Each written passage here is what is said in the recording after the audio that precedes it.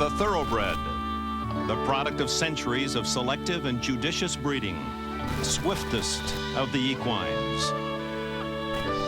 The result of scrupulously planned parenthood or backyard mating. At birth with uncertain legs almost as long as they'll be at full growth, unsure, struggling, quite in contrast to the flowing grace and form which maturity will bring. The new foal carries an inherent will to run, and with it an owner's dream of champions past. Men o' War, Citation, Secretariat, Seattle Slew, Spectacular Bid. An animal of beauty, nobility, courage, and spirit, the thoroughbred is a creature of habit. Thus, lessons learned early in training, either well or poorly, are never forgotten, and ultimately translate as the difference between victory and defeat.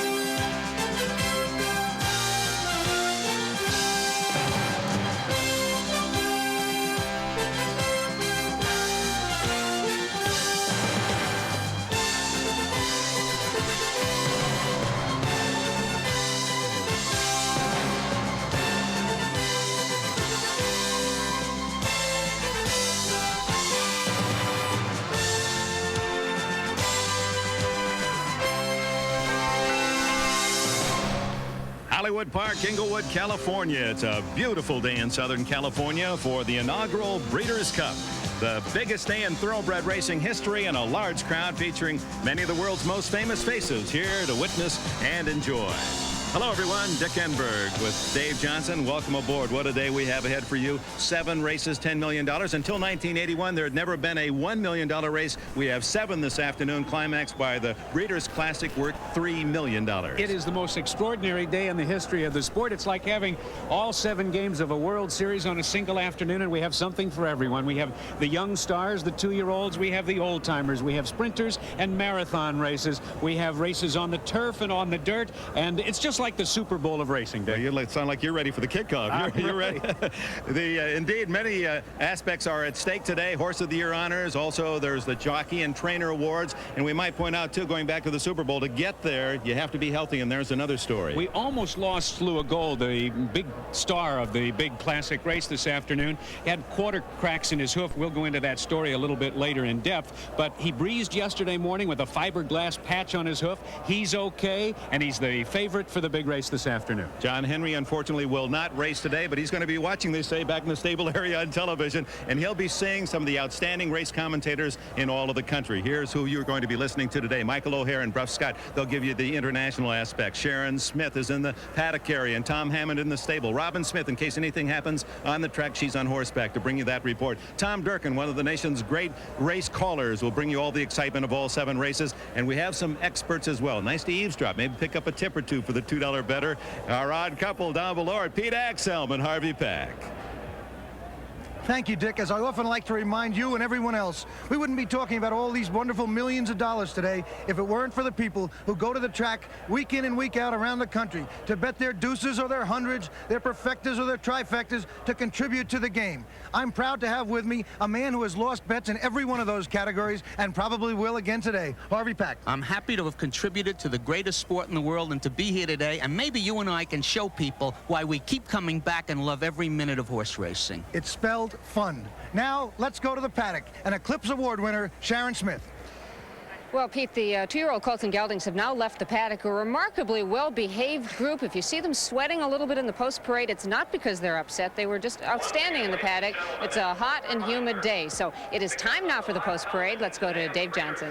And here's the first horse from the Midwest, Proudest Hour. This could be his proudest hour. Not a bad-looking horse, and he's only lost a couple. He has 4 wins in his career, and Pat Day rides. Secretary General, the rookie in this field, is number 2.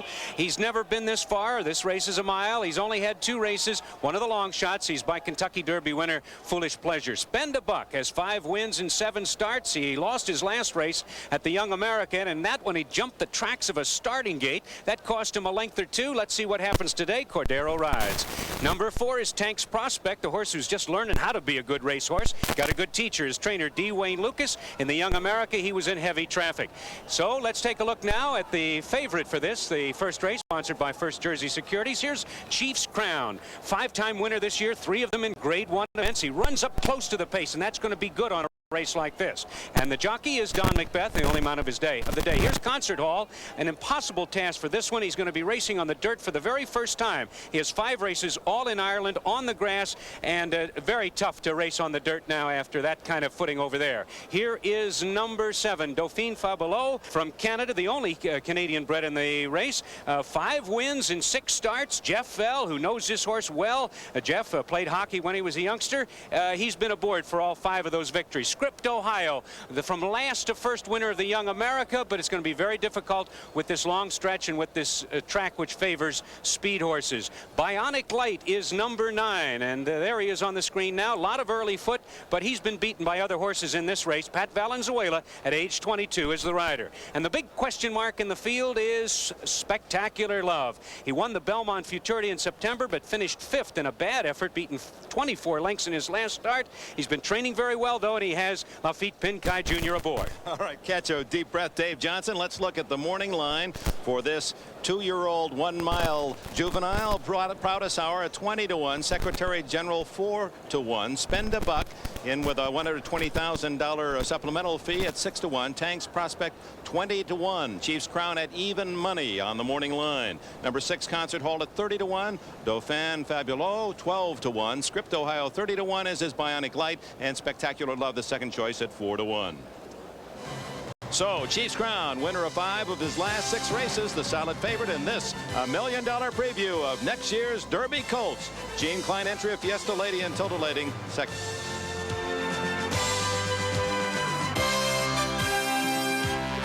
NBC Sports proudly presents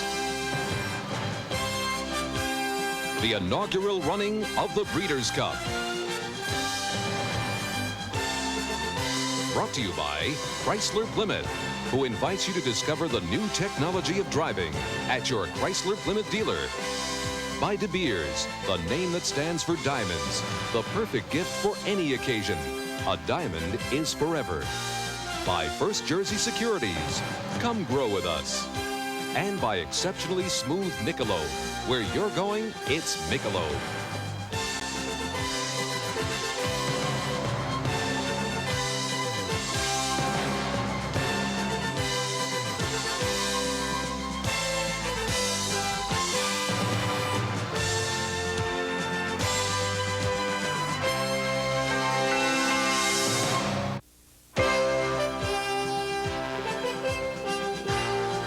The first race of the inaugural Breeders' Cup, the Breeders' Cup Juvenile, is sponsored by First Jersey Securities. Come grow with us. Welcome back to Hollywood Park, awaiting the first of 7 $1 million races. A big crowd, including many of the biggest entertainment stars in the first race. The Juvenile features 10 top 2-year-olds at a mile on the main track. Purse of $1 million. The winner earns $500,000. The current odds, Dave?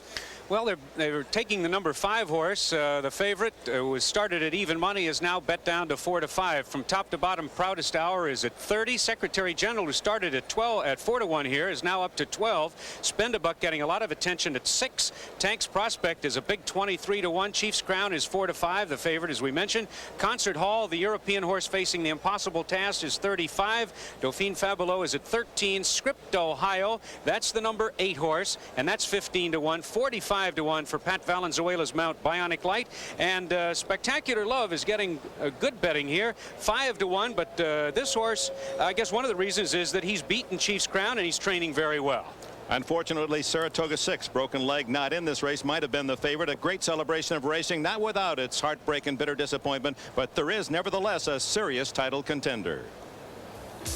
The hopes of the East can go down in the first race of the day. If Chief's Crown loses, we go home in a freight train, Pete.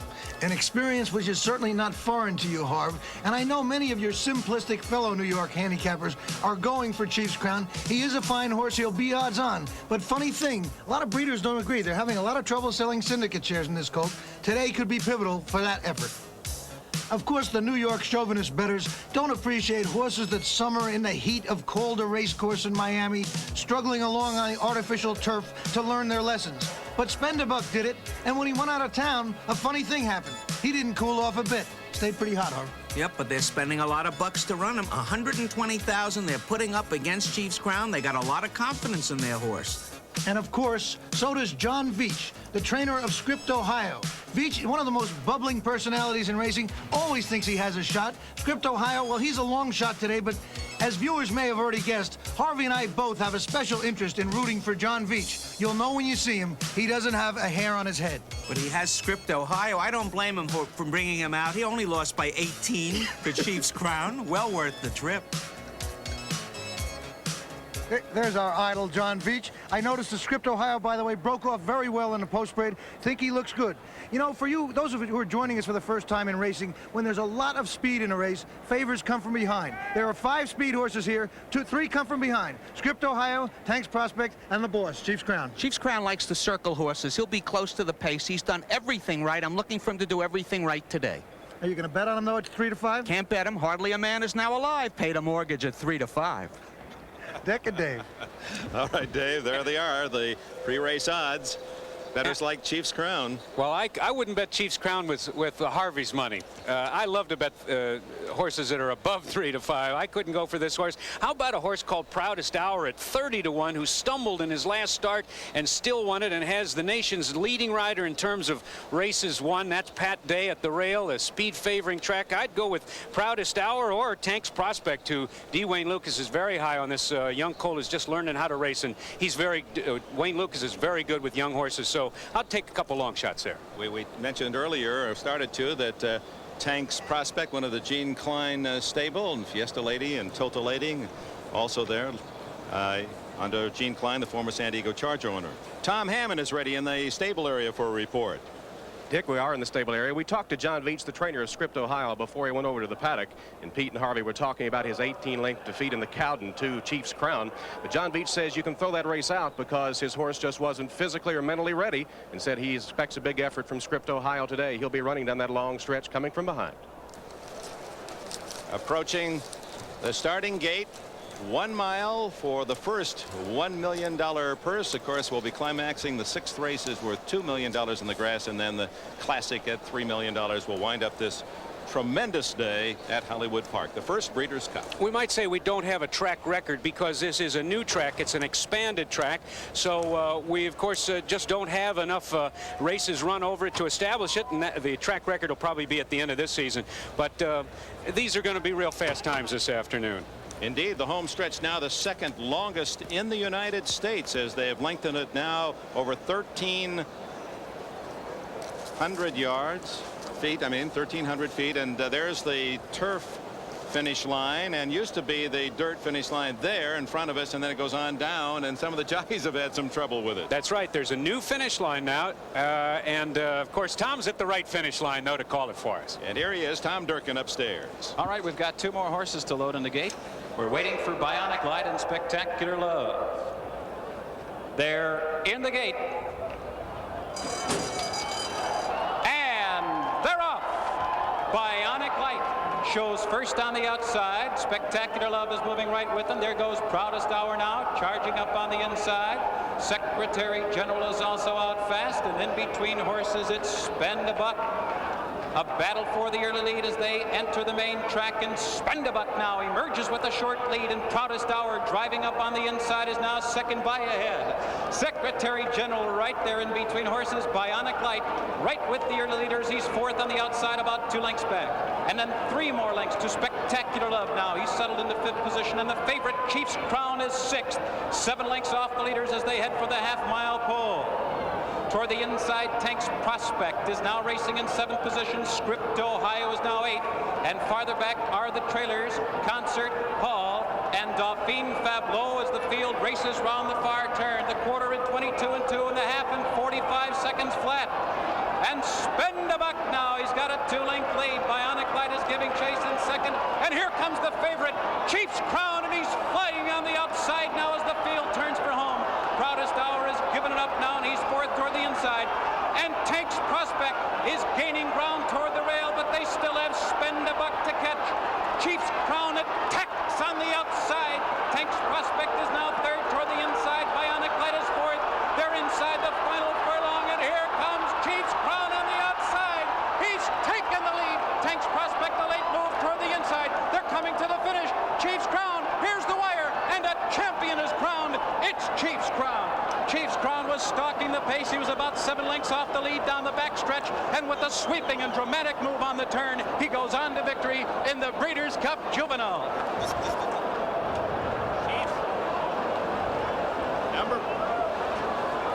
Number 5, Chief's Crown. The favorite went off at 3-5. Well rated by jockey Don Macbeth. It's his only opportunity today. Waited for his move at the top of the stretch. And Tank's Prospect closing hard.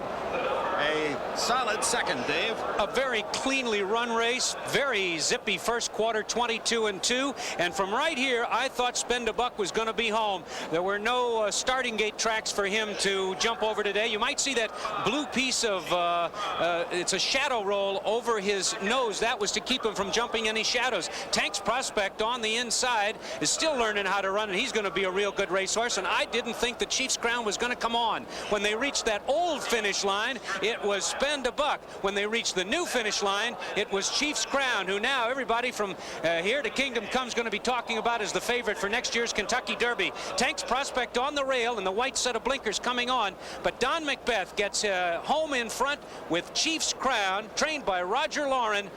Tank's Prospect second, Spendabuck third, and the final time was 136 and 1. 136 and 1.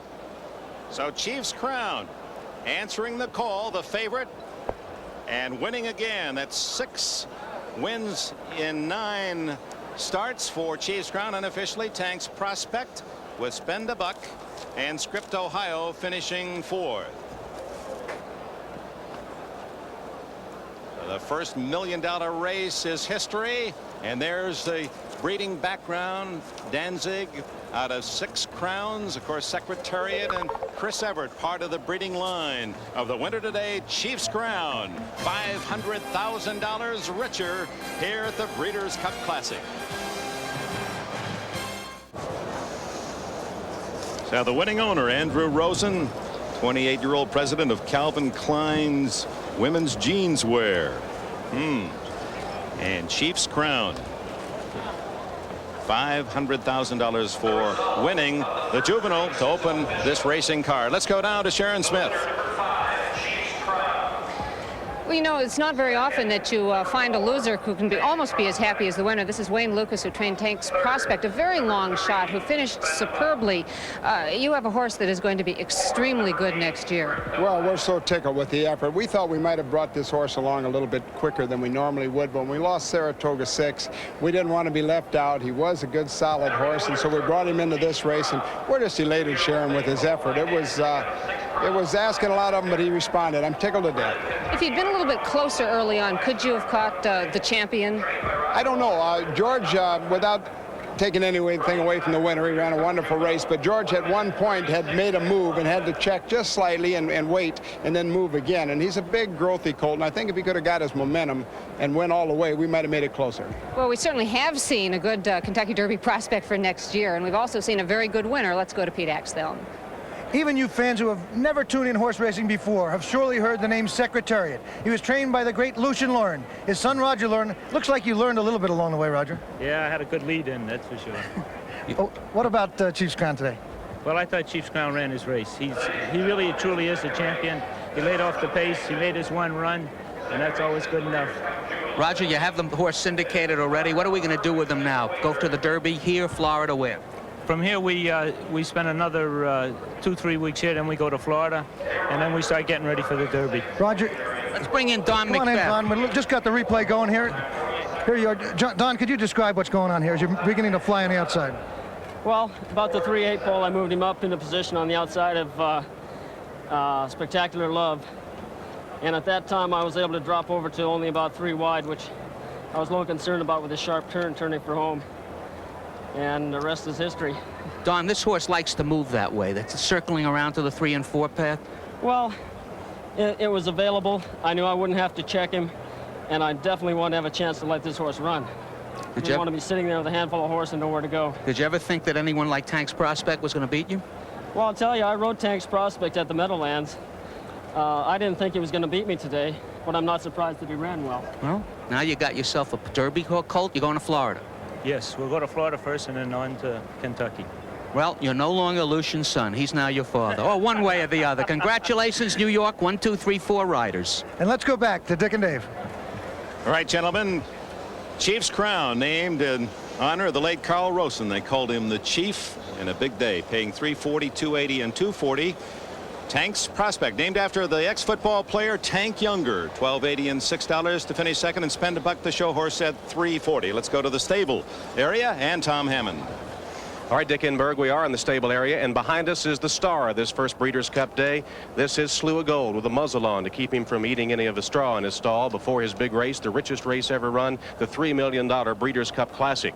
But all has not been rosy for Slew of Gold this week. He's been battling foot problems. He has suffered 3 separate quarter cracks in the walls of his hoof, and he really wouldn't be running today without the efforts of this man, Dr. Judd Butler. Dr. Butler, as we look at some shots of the operation you performed, tell us just what you did to Slew of Gold. Well, as you can see from the picture, I applied a fiberglass patch to the hoof using sheet metal screws. We did that yesterday morning at 4 o'clock.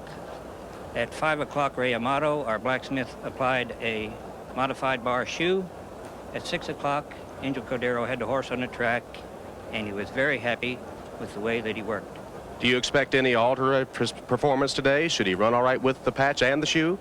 Mike Kennedy, his regular exercise boy, took the horse out this morning and galloped him lightly, and he was extremely happy, and we're very optimistic about the whole thing. Okay, that's the story on Slew of Gold. It's going to be his last race, but they expect it to be a big one. Back to you, Dick. All right, Slew of Gold, the favorite in the $3 million Breeders' Cup Classic that will conclude today's racing program. And we'll enjoy the art and humor of Peb, whose talent has entertained those who have perused the racing form for many years. Yes, sir, they're lined up at Hollywood Park, and we'll return after these words from your local station.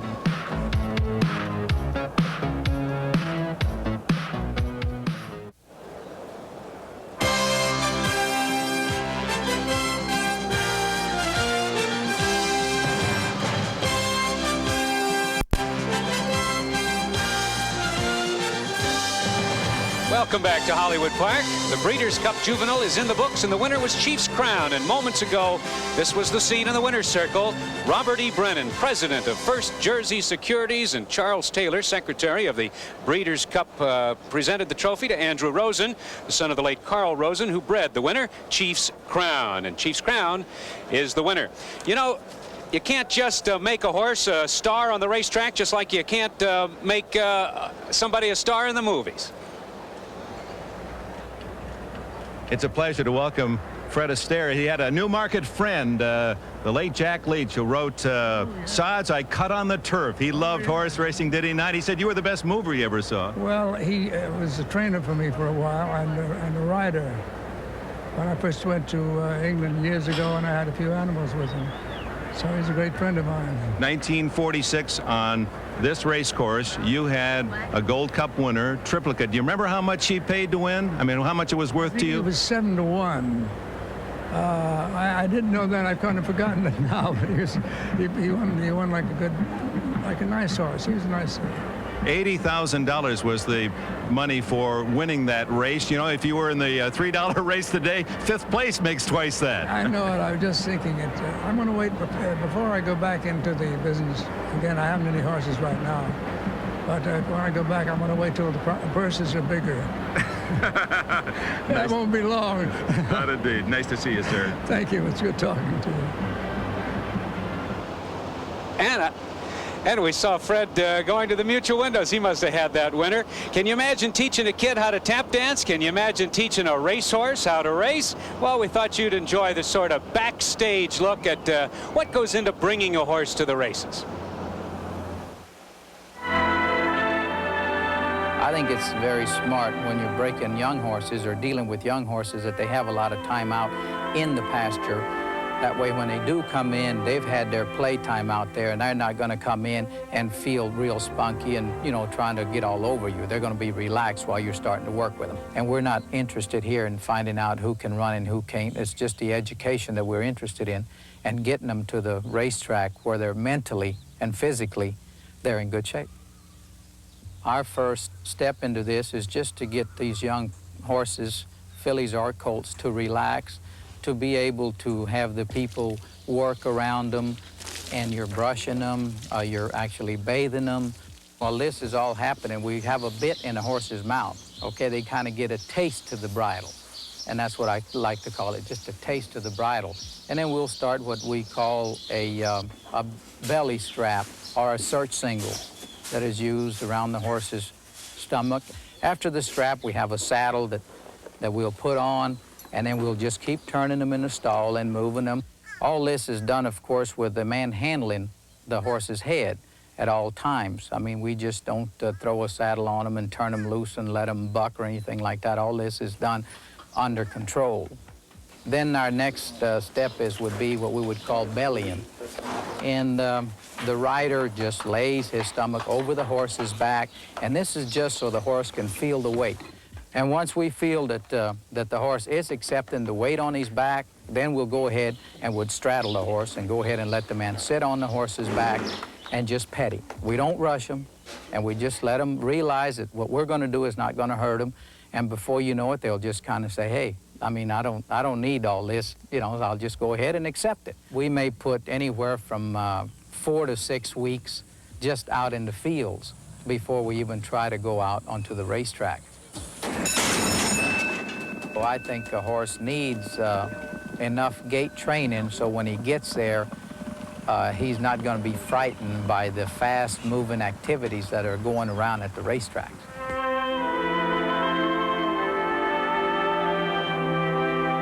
We can break them, and we're going to guarantee them they're going to be well broke, but we can't run for them, that's all.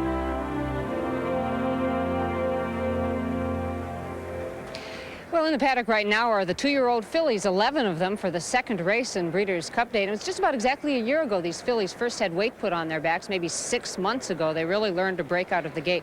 They're extremely well behaved again, a credit to the people that gave them all those early lessons. The favorite in this 2-year-old filly race will most likely be Bessarabian. She, too, very well behaved in the paddock. All the fillies, including Bessarabian, looking curiously at their owners and trainers, watching them get ready for the race. Also the fans, they've never seen anything quite like it, and they are certainly curious about what's going on, as are we, to see how they run. Let's go now to Dick. All right, Sharon. And they're here from the Bluegrass State. The Stars are out at Hollywood Park, and they'll be focused on the top 2-year-old fillies when we return to this Breeders' Cup Classic. Welcome back to Hollywood Park. We're getting ready for the $1 million race for 2-year-old fillies. Same course and distance as the boys have just run, a mile on the dirt track. And we have some international aspects to explore. So let's go down to our man from Dublin, Michael O'Hare. Well, we're particularly interested in the Canadian horse here today because he's trained by an Irishman called Mike Doyle, a man who's a member of one of our great Irish racing families. But Bessarabian, well, she's proved it here in the United States and also in Canada, and she looks absolutely terrific. And a sour note there in the background that the crowd reacted to, a note on that trumpet that wasn't too good. Bruff, no European runners here. The dirt, no doubt, the reason why. Well, they never run on the dirt, of course, the European horses, Michael. That is a big disadvantage. But we had a crack filly, also from Ireland, Parker Peel, the best filly in Europe. She was going to come. She was bought by Sheikh Mohammed to come here, and she's coughing. The ailments are getting all the horses today, Michael. Yes, it's a big problem indeed. But of course, the big question being the dirt and the turf. And well, we like it on the turf. The American horses like it on the dirt. And you know who's coming in here? The man that trains Bessarabian. Mike, how is she? She couldn't be better, Mike. She's come out of a race at the Meadowlands very well, and her recent form has been tremendous. She settled in very well here. She worked good over the course, and she's trained well up to today. I hope everything goes well. I've heard people say that because she's a Canadian that she's overrated. Would you agree with that? You know, there are a lot of things in the past that prove there's no justification. But I wouldn't agree with it at all. I think she proved her point when she went to the Meadowlands. You know, a lot of people think, Mike, that we're superstitious in Ireland. Have you a little bit of a superstition? A little tiny bit. I'd like to make sure I have my right hat on and stuff like that. Is that the hat that brings the winners? Sometimes, anyway. There's a couple of... Righto. Back to you, Dick. Well, maybe he'll feel better if he knows that that gentleman, Cary Grant, likes Bessarabian, and so do many here at Hollywood Park, the current favorite in the field of 10, and they're in the post parade. Let's take a look at the bargain hunting pair to begin with. You get 2 for the price of 1. Again, from the D. Wayne Lucas barn. He's very good with those young horses. And we'll take a look at first number 1, Fiesta Lady. This is a horse who fires a good one now and then. She's won on both coasts. She won the Del Mar Debutante and the Matron at Belmont Park, but she backed up last time and finished 5th in Kentucky. Let's take a look at stablemate Tiltulating. And Tiltulating has early speed. This horse is going to keep them all honest, but we might have a little bit too much real estate here this afternoon. A lot of folks think that Tiltulating might be very good for 6 furlongs, but that she just will not last the mile. That's Angel Cordero Jr. aboard. By the way, Velasquez rides the first part of the entry, Fiesta Lady. You can always check these horses. They wear the white bridles, easy to spot in the race. Now, let's take a look at Alan Paulson's number 2, Savannah Dancer. Here's a horse who's only been to the races twice. Make that 3 times, but had big excuses last out. Is training very well for Ron McAnally, who is the trainer of John Henry, and Eddie Delahousie rides number 2, Savannah Dancer, in the red, white, and blue. How about Fine Spirit? This horse was awesome last out, won by 13 lengths, beating maidens. Chris McCarron rides. The time before that should have been a winner. They're taking a shot. They're going for the mile, and they're going for the million with Fine Spirit. And next is a Pennsylvania bred who absolutely blitzed them in the Gardenia. Before that, she was a star in Canada, and I think she's a real stick out here. Gary Stahlbaum rides the very versatile filly, Bessarabian, who can win on any kind of a racing surface, and I would throw in a rocky road there. Bessarabian, I'm sure, can handle this beautiful fast track today. Here's Dusty Hart, and Dusty Hart doesn't have much of a chance here, just 1 win, and that was at 5 furlongs at Churchill Downs. Darrell McHargo is an outstanding rider who campaigned over in Europe last year and gets the mount here today. Franz Valentine, a California bred, was 4th in the Oak Leaf last out. Not a disgrace, though, but looks like she's over her head here. And Pat Valenzuela rides the 6 horse, Franz Valentine. How about Weekend Delight? Very well traveled miss. This horse has won at Keeneland, at River Downs, at Saratoga, Latonia, but not against this class. Charlie Woods, his only mount of the day, looking for lightning in a bottle with Weekend Delight. Now here's a horse outstandingly. It's very interesting when you look at the form. You see that the horse has been favored in his last 2 starts. Must show a lot of promise in the morning, but she's been beaten. So we'll just have to see what happens this afternoon. Got You Runnin' is the homebred from the state of Washington, wearing saddlecloth number 9, and that's Gary Stevens in the blue colors. A long shot. Gary Stevens, one of the young riders at age 21.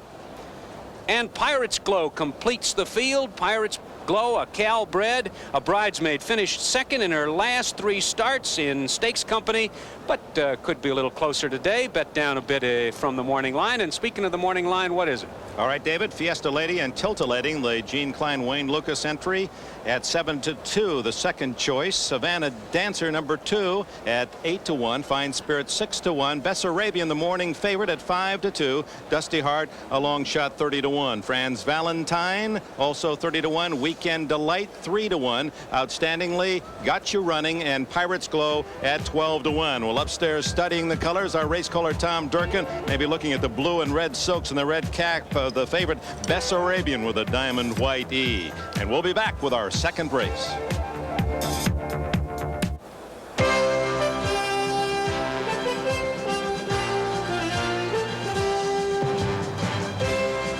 A beautiful day for this big afternoon of racing that might well determine eventual Eclipse Awards for all the categories, including 1984 Horse of the Year. But so do we have an intriguing battle for the top jockey. The three leading riders, 84. Lafitte Pincay, 37-year-old Panamanian, rode the Kentucky Derby winner's Swale. He's number 3 all-time behind Shoe and Longden. And Chris McCarron, the 29-year-old father of 3 girls. That may be an advantage in the upcoming Filly race. Rider of John Henry last year in this. 8 consecutive riding titles here at Hollywood Park for McCarron. And Angel Cordero, who was the top jockey last year in earnings and the Eclipse winner last 2 years, celebrated his 42nd birthday 2 days ago. He'll be on Slew of Gold in the $3 million final today. And here's how they stand coming into today's racing. Pincay's mounts earning $9,758,000. McCarron $9,735,000. It's like a close election. Cordero $9,311,000. Obviously a big day for any of the three, and they might well lock up the Jockey Earnings Award and an Eclipse. Approaching the gate, Juvenile Fillies, a mile run with their special focus on these young ladies. Here's Pete and Harvey. In a division where there really are no outstanding fillies, this one, Bessarabian, bred in Pennsylvania, did her racing up in Canada. I think she stands out in the field. Her recent race over at the Meadowlands, the Gardenia, she wins it by 9 lengths. She won some big ones up in Canada. She might overpower this field. But we do know that some horses that run well under the lights don't do as well when the lights go out. Gene Klein used to own 49 football players, the San Diego Chargers. Sold them, now he's got 140 thoroughbreds. Some of them play pretty well as a team too, like Tiltalating and Fiesta Lady, who's winning the matron here. And you know, Klein's quick to note, neither one stopped in the stretch to demand to renegotiate a contract. Tiltalating is always willing to renegotiate at the 8th pole. As for Fiesta Lady, she's okay, but Weekend Delight, who's in this race, beat her at Keeneland, and Weekend Delight didn't win that day. Okay, Harvey, sort it all out now. I hate to go for favorites. Bessarabian, with Folkart out of the race, she runs a little bit like Chief's Crown. She's one going long. She'd prefer mud, and fortunately, we got a beautiful day today, but Mike Doyle has his lucky hat on.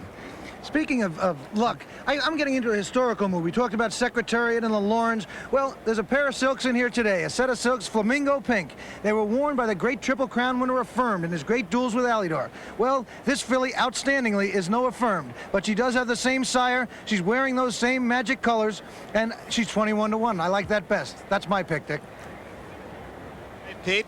Chief's Crown, the choice of both Pete and Harvey. They were right in the first race. They disagree. Bessarabian for Harvey, and Axe likes outstandingly the 8-horse. Dave Johnson, what draws your eye? Well, I would have liked Folkart in here. That was the early favorite for this race, but she had an inflamed hock and was declared out of the race on Wednesday. So in looking at the field now, they all carry 119 pounds. I'm going to go with the versatile Bessarabian. This is really an elongated sprint. I think she can lay close to the pace. We might see a mirror of the first race with Bessarabian charging through in that final 1/8 of a mile and going on to the winner's circle. Let's take a look at the tote board. Here are the odds as they approach the starting gate then.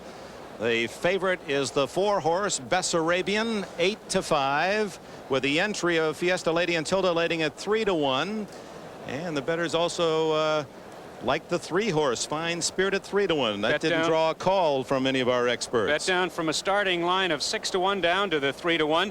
And Bessarabian is still the favorite, though, at 8-5. Long shots, Dusty Hart at 70. Franz Valentine at 60. Weekend Delight is at 10. Outstandingly, that horse that Pete gives a shot to at 21-1.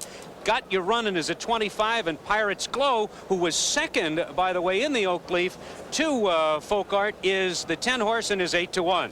Let's go to the track, and near the starting gate is Robin Smith. It's remarkable how calm these two-year-old fillies are. I'm very surprised. I think we have to give the credit to the trainers. Very, very calm out here. I bet there's some hearts beating rather strongly inside those great athletes, the jockeys, as they approach that starting gate. Remember, in that jockey race, McCarron is on number 3, Fine Spirit in this race. Cordero on 1A, Tiltalating in the entry. And that's Jorge Velazquez on Fiesta Lady going into the starting gate now, and Eddie Delahousie, who won a couple Kentucky Derbies not too long ago. By the way, Tiltalating, who is wearing the same colors as Eugene Klein, is wearing a white cap.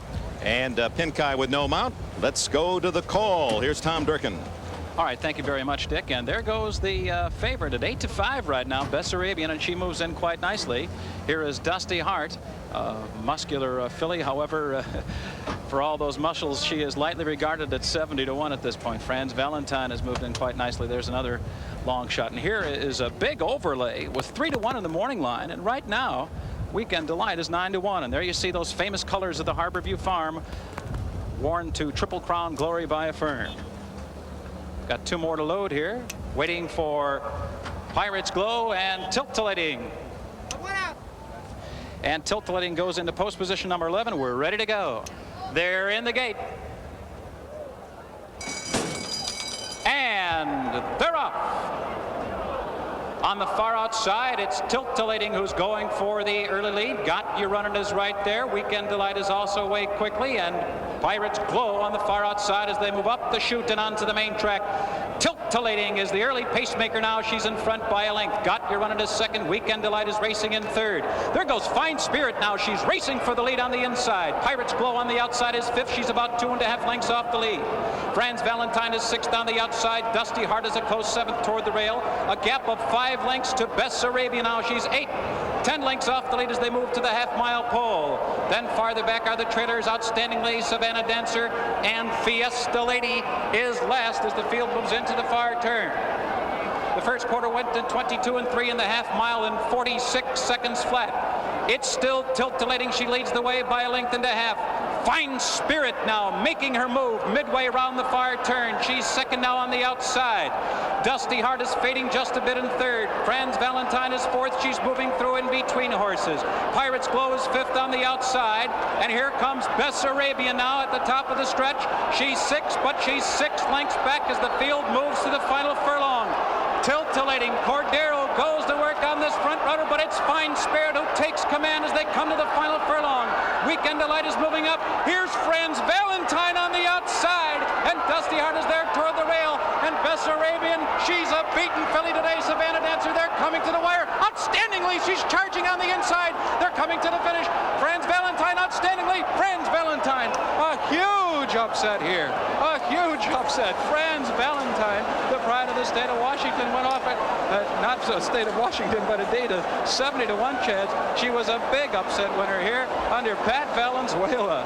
Back to you, Dick. Oh, my. Franz Valentine, named after the wife of Earl Scheib, the auto paint business magnate, Fran Scheib. And in her honor, Franz Valentine at 70-1, a major upset in the $1 million Breeders' Cup Juvenile Fillies.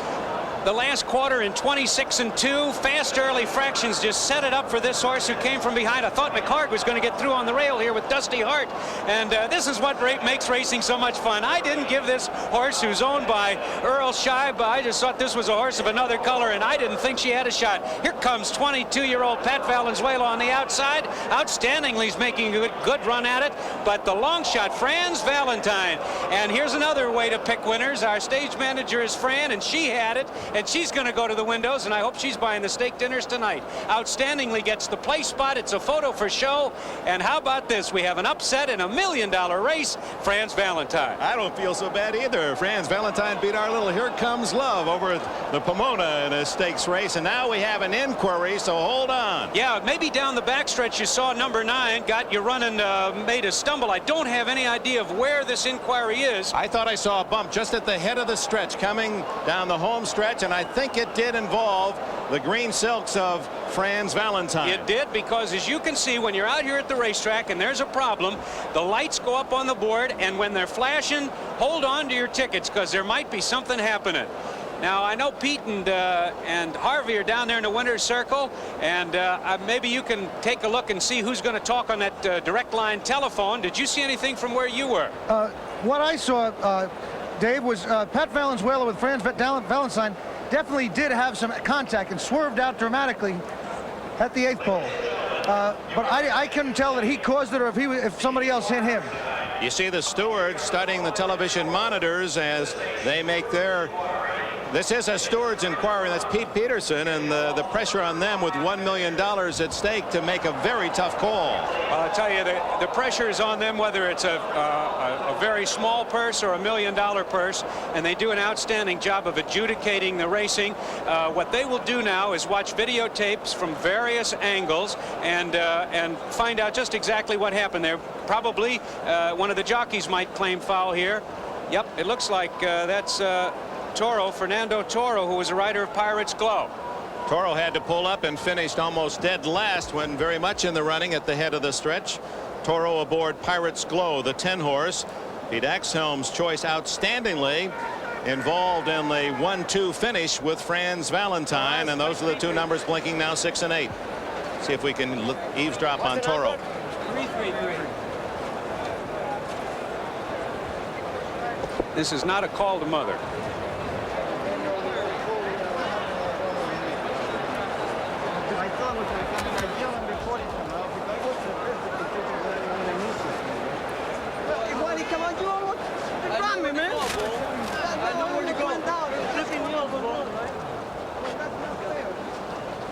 You can understand the pressure on those fine athletes and why you hear at times of scuffles back in the jockey's room. Fran Valentine's jockey, Patrick Valenzuela. And let's go to the top of the stretch, Dave. Well, let's see. Now the horse, right here is the incident. The horse on with the green cap on the right looks like he's angling out there looking for a little racing room, and I guess Pat Valenzuela did come out just a little bit, but of course it's up to the stewards to adjudicate this. Okay. Fernando Toro figures that he maybe lost a little ground here. Well, there's a definite bump there as you see Valenzuela look at Toro aboard Pirates Gold. Let's go back to Pete Axhelm. Dick, quite a story down here. Fernando Toro came down here, spoke to the stewards, and then started shouting at Pat Valenzuela. What did you think you were doing? Why did you come out like that? Pat said, I was behind a wall of horses. I had to get out. The stewards will decide who will get the last shout. Pat was telling the stewards if he didn't get out, he would have clipped heels. If they listened to him, we got a big purse. Okay, let's go back to you, Dick. A lot of excitement very early in the day. So Franz Valentine with the inquiry sign up, a 70-1. Will that hold up? We'll be back after these messages from your local station.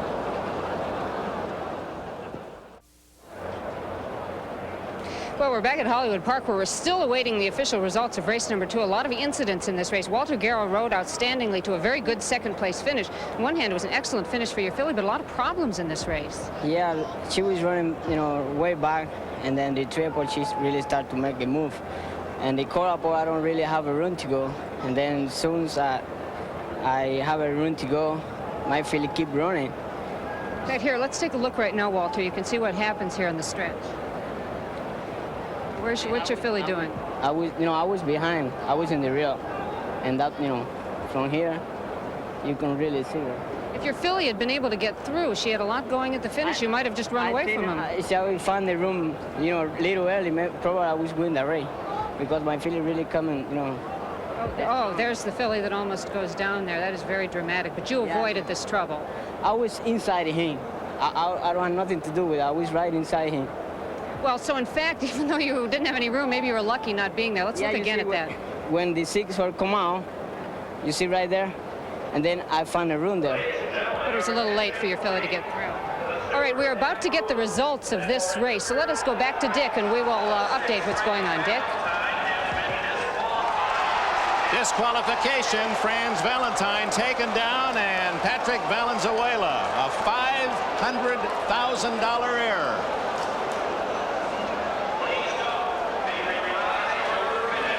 The horse was placed behind the horse he bothered. A very sad Pat Valenzuela coming off. I'm sure that he feels that he had no choice but to do what he did. And outstandingly, the horse who was lightly raced and the horse that Pete Axhelm thought might have a shot here gets home. Beaten favorite in last 2 outs, finishing second, but getting the $1 million purse here today. We might mention just a little bit of a handicapping thing. In this last race, the first half was in 46 seconds. The last half of the mile was in 51 4/5 seconds. The speed bias we talked about, which was evident the last 2 days, ain't here today. We've got a very cuppy, tiring track, and I wouldn't want to be a real speedball. It's taking its toll on the speedballs today. Well, Axhelm's going to take us all out to dinner. He had the winner in that one outstandingly, the 8 horse, and it's now official, $47 $60 for the win, $21.40 to place, and $13.20 to show. Second is Dusty Hart, the 5 horse, pays $59.20 and $23.20, and Fine Spirit takes third at $5. Savannah Dancer was fourth.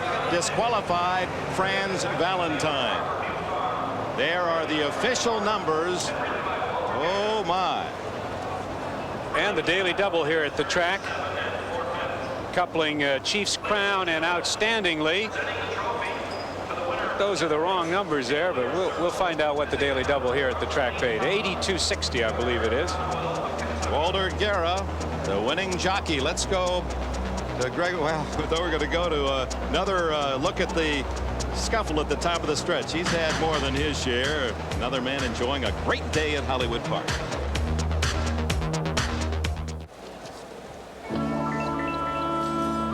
So the winner, Juvenile Fillies at $1 mile for $1 million. Lewis and Patrice Wolfson's Outstandingly paying $47.60. Of course, they raced and bred the 1978 Triple Crown winner of Firm. The presentation underway now. The Breeders' Cup Juvenile Fillies races history. The winner Outstandingly. The scene in the winner's circle. Honorable Martha Lane Collins, the governor of the Commonwealth of Kentucky, presenting the Breeders' Cup trophy to Lewis and Patrice Wolfson, owners of Outstandingly. Walter Guerra, the winning jockey. Let's go down to Michael and Bruff. Well, you know, when the Breeders' Cup started off, the whole theory of it had really caught on in Europe. Everybody with a horse seemed to want to get into the act to win some share in the $10 million. But as the year went on, they seemed to ease off. The fact that so many races were on the dirt track, and the fact that many of our top horses just didn't stay fit long enough to run here. Yes, well, it's tough for the Europeans. A, it's an away game, so to speak, Michael. Secondly, medication rules here much easier than in Europe. And thirdly, most of the races are on dirt. It's totally unfamiliar for Europeans. The 2 turf races, we've got a big shot. We'll win the mile, I think, to certainty, Leah Fan. Pete Axel was just coming down from cloud 9 after Outstandingly. We haven't got Outstanding chance in the sprint coming up. Riche from Europe, he's just about 7 months off the top class. And the same about Princess Tracy. But, you know, Bruff, there's more to racing than the excitement and the drama of the racecourse. As you know, there is the majesty of the stallion.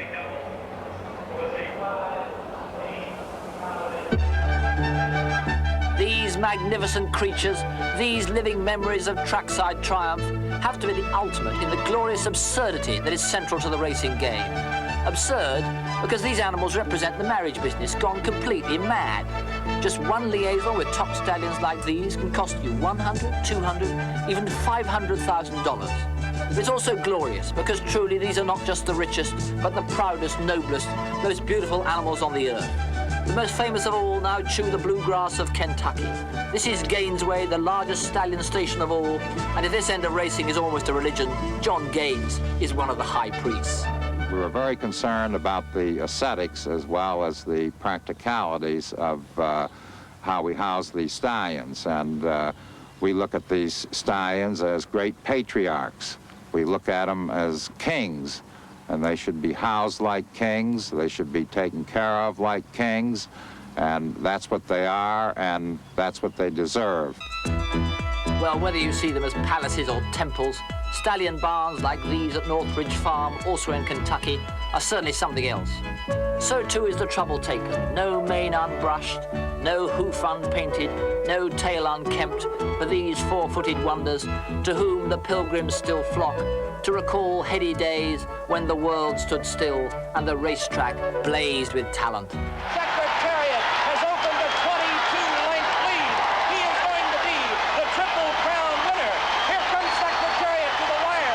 An unbelievable, an amazing performance. Secretariat, the unbeatable Big Red, but once at stud, you depend on the kids for your reputation. And in that respect, Secretariat has been overtaken by the horse who followed him to the Triple Crown. It's still Seattle Slew, and he's opened it up to 4.5. Seattle Slew was a champion on the track, all right, but now he has another even more valuable gift, the ability to transmit his talents to his children.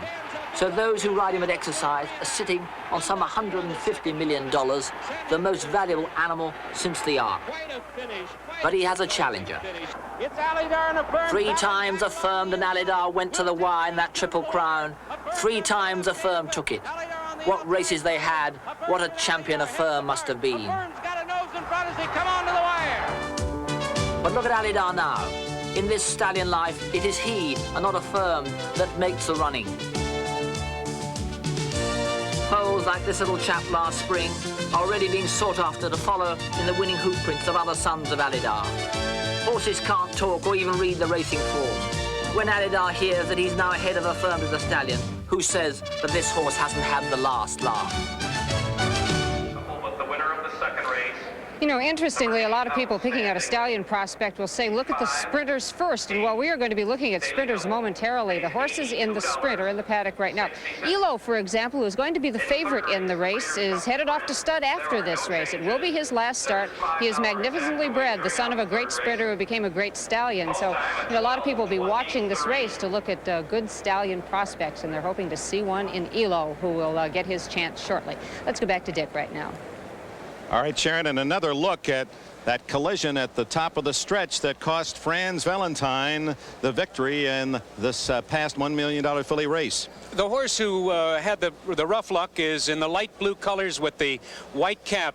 That's Pirate's Glow, who eventually finished ninth. Just to the inside is Pat Valenzuela on Franz Valentine. He is behind a wall of horses, but the stewards thought that his actions were rough and untimely, and for this incident, Franz Valentine was disqualified from first and placed 10th, because that's the rules of racing. You have to be placed behind the horse you bother.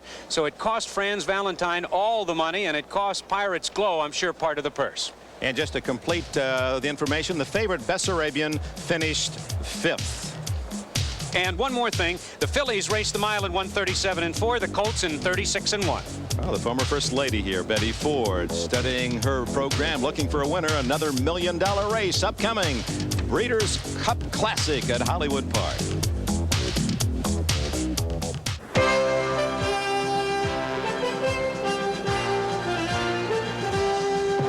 Welcome back to Hollywood Park, and just a quick update. Dick Enberg with Dave Johnson in the race for top earnings among jockeys. Both McCarran and Cordero with a third today, 108,000 going with it. So McCarran is taking the lead from Pinkai, Cordero third overall. We're approaching the 6 furlong sprint championship. Starting on the backstretch, ending right in front of the Pavilion of the Stars, and a little handicapping here. If you take a look at the form sheet, you see that Fighting Fit has been rested and then had one sort of tune-up race at Santa Anita before this afternoon. I think it's a very smart play on the part of Bobby Frankel, who's the trainer. I think he might have thought that some of these horses might have been to the well once too often, and he wants to bring a fresh horse in here, and he's got one with Fighting Fit. Now, let me make sure I got this right. Now, if a horse lays off for a month or more, races once, and then races the second time, I should maybe give it a closer look. This is what I call my Dr. David angle, because Dr. David Levine gave me this handicapping tip. What it is that if you find a horse who's had a little bit of a rest and then come back and run a pretty decent race after a long layoff,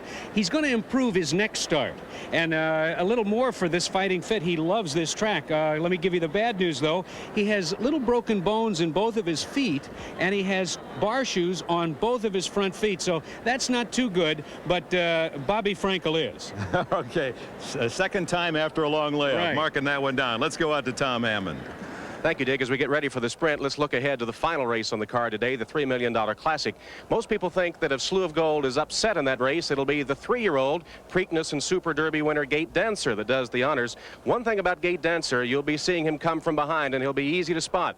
This is an odd bit of paraphernalia that Gate Dancer wears. It's a hood. It has earmuffs that keeps him from hearing the crowd and perhaps being spooked by it. He also wears a big sheepskin shadow row to keep him from jumping shadows. He's a bit neurotic, but he can run, and in this hood, trainer Jack Van Berg says he looks kind of like Bugs Bunny. Maybe get the job done today. Back to you. All right, Tom. Boy, still thinking about the heartbreak, the racing luck, their highs and lows, and how the Shibes must feel now. Franz Valentine, that brief moment of triumph, and then taken away on the DQ. Let's go to Pete next. Pete and Harvey. I think Dave and I are reading from the same page of the book today. You may notice that Outstandingly was also one back off a layoff. This race, Elo's interesting to watch. He's one of the least sound horses in the race, as many of sons of Mr. Prospector are, but he gets in that gate and he almost looks like a sprinter. His nose on the gate, just wants to go, doesn't he, Harv? He's a bullet, but we have a track here that's yielding. He'll be able to set his usual fractions. There's nobody here to go with him. I'm kind of interested in Bobby Frankel's horse, but I think everybody should look at the horse named after me, Pac-Mania. This horse, they put up, what, 126,000 or 200,000 to run here? If this horse wins, Pete and I are gone. We certainly are. Harvey's gone already. I'm still alive, having been lucky enough to pick one winner. But watching Elo should be fascinating because he will get out there. If he doesn't win, look for closers the rest of the day. Forget about winning on the lead. But so you can't really tell just by 2-year-olds going a mile. Many of them were trying the distance for the first time. They got tired. They were inexperienced at it. These horses going 6 furlongs, nobody catches Elo when he's right, and if somebody catches him today, we all better turn around and wonder who's gaining on us. Sharon, you're down in the paddock. Well, Pete, again, we've noticed that these horses are pretty well behaved. It is a hot and humid day, and we've got to think about how that might affect some of the horses. I've noticed some of these horses, and you'll be able to see in the post parade, still have a little bit of their winter coats. They haven't been body clipped. They're going to sweat a little bit more. Now, that might not affect them because, in spite of the huge crowd, we haven't noticed any horses being upset. Also notice, and you probably already noticed it, Elo, bandages on all 4 legs. He is not a sound horse, but as we mentioned earlier, he just has to get through one more race, and he will go off to stud in glory.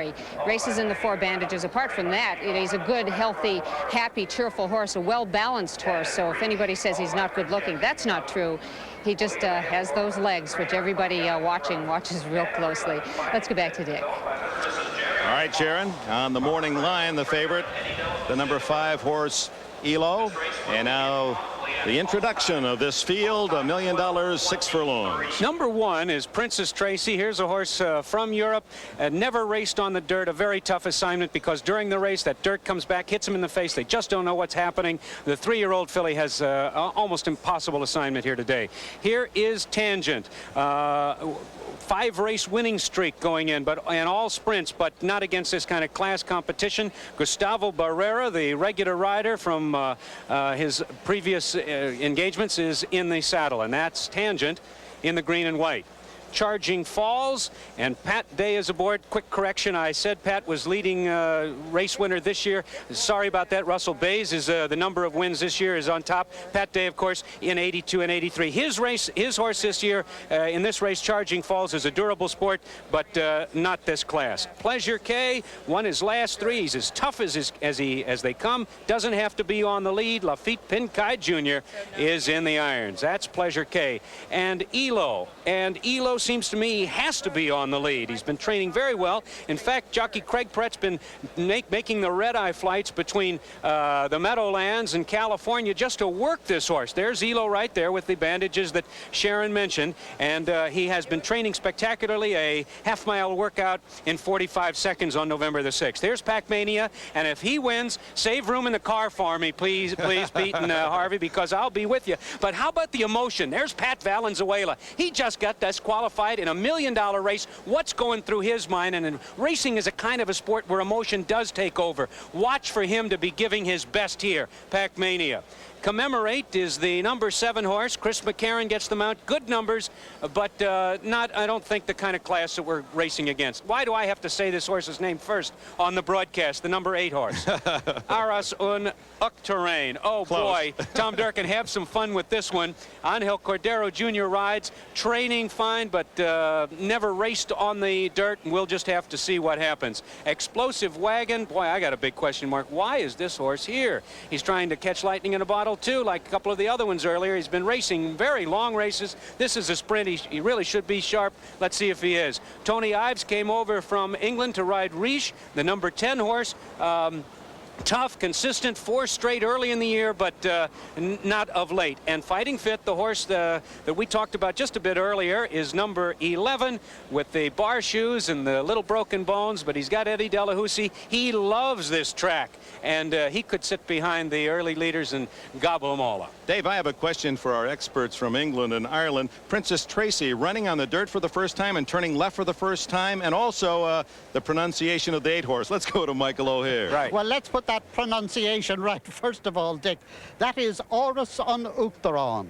I'll spell it. I won't spell it. It'll take too long. I'll say it. Oris on Uachtaráin, which is the Irish for the House of the President. This one is bred by Vincent O'Brien. Used to be trained by him, but is now here in America with Charlie Whittingham. But Princess Tracy, she's a very fast filly on fast ground, but she's never run on the dirt. So that's the big problem. Dick? All right, and turning left for the first time. The morning line for this sprint race. Again, the winner will earn $500,000. Princess Tracy, outsider 31, Tangent 10-1, Charging Falls 15-1, Pleasure K at 10-1, Elo, the morning favorite at 5-2, and Pac Mania, good price at 12-1 on the morning line. 30-1, Princess Tracy, and we'll give you the rest of the morning line. Let's see, Commemorate at 4-1. 4-1. Iris and Uachtaráin at 15. I said it. I see what I did. I threw you right in. Thanks, Dick. Explosive Wagon 15-1, Reese 20-1, and Fighting Fit at 7-2. We'll be back after these messages from your local station. 15.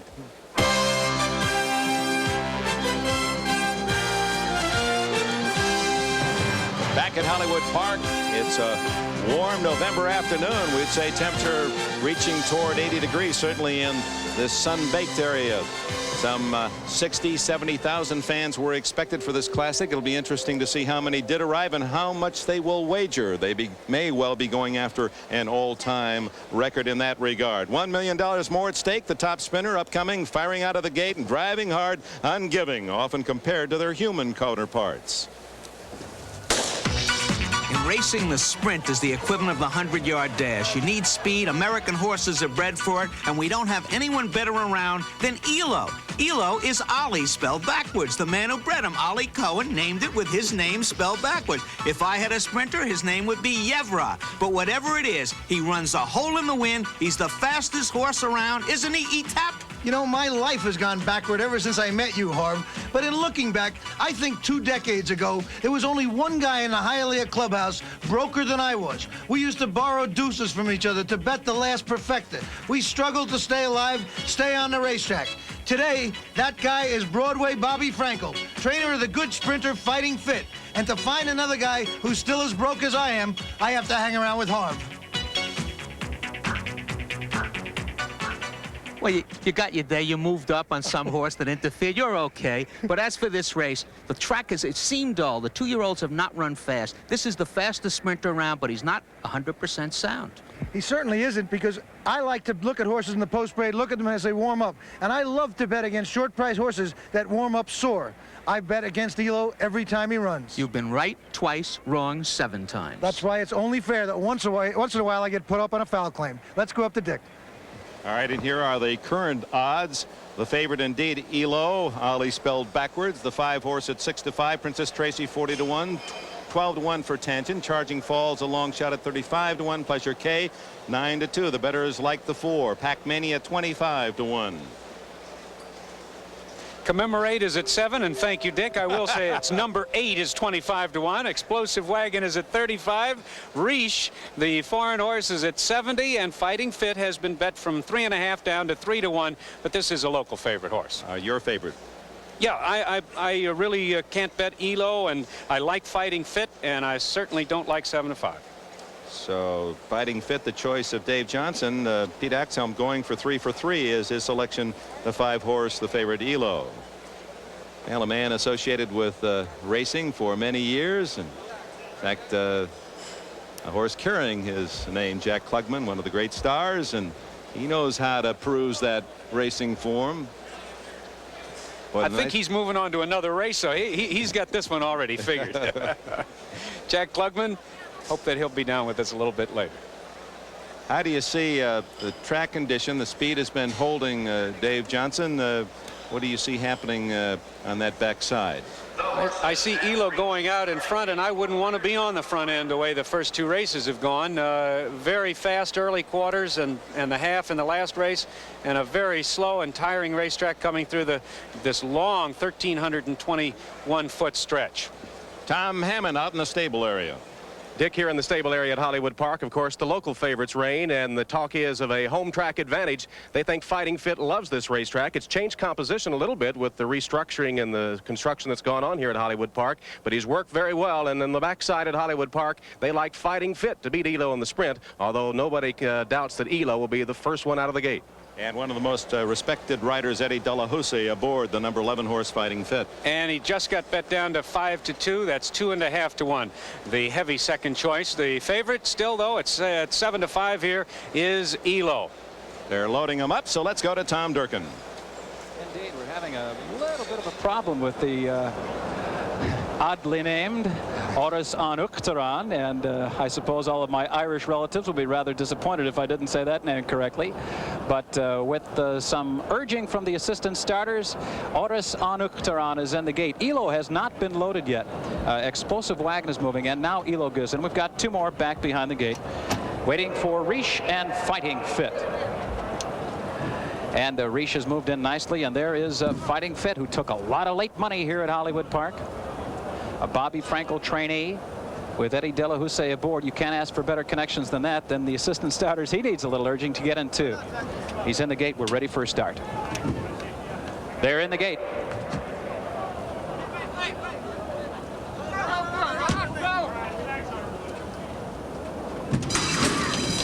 And they're off. Elo is right out for the lead, and he sprints clear quickly by 2.5 lengths as the field moves up the backstretch. Princess Tracy now moves into second on the inside. Commemorate is now racing in third. Tangent is racing in fourth. Pleasure K is fifth in between horses. Explosive Wagon on the outside is now sixth. On the inside, Charging Falls is seventh. Pac-Mania is eighth in between horses. Riche is ninth on the outside, but he's only about 5 lengths back. Oris an Uachtaráin is second to last, and Fighting Fit is the trailer as they race round the far turn.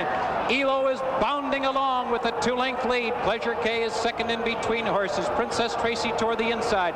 Here comes Commemorate now, and he's making his run for the lead as they approach the quarter pole. Then farther back, it's Tangent racing in fifth position. Charging Falls toward the inside. On the far outside, Fighting Fit is seventh as they come to the final furlong. Craig Perrette now, he's all out on Elo, and Elo responds. He's in front by 2.5 lengths with the furlong to go. Commemorate is second on the outside, trying to close in. Pleasure K is third. Fighting Fit is making a late run, 50 yards to the finish. Elo in front and driving. Commemorate, here's the wire. Elo and Commemorate, and those two finish together. It was very, very tight. Elo was right there. Commemorate was right at his neck as they hit the wire. A photo finish in the sprint. And we might mention that Commemorate being a 3-year-old, Elo being a 4-year-old, there was a 2-pound difference in the weight. Elo carrying 126, Commemorate 124. And it's Elo with the right-handed whipping of Craig Perrette.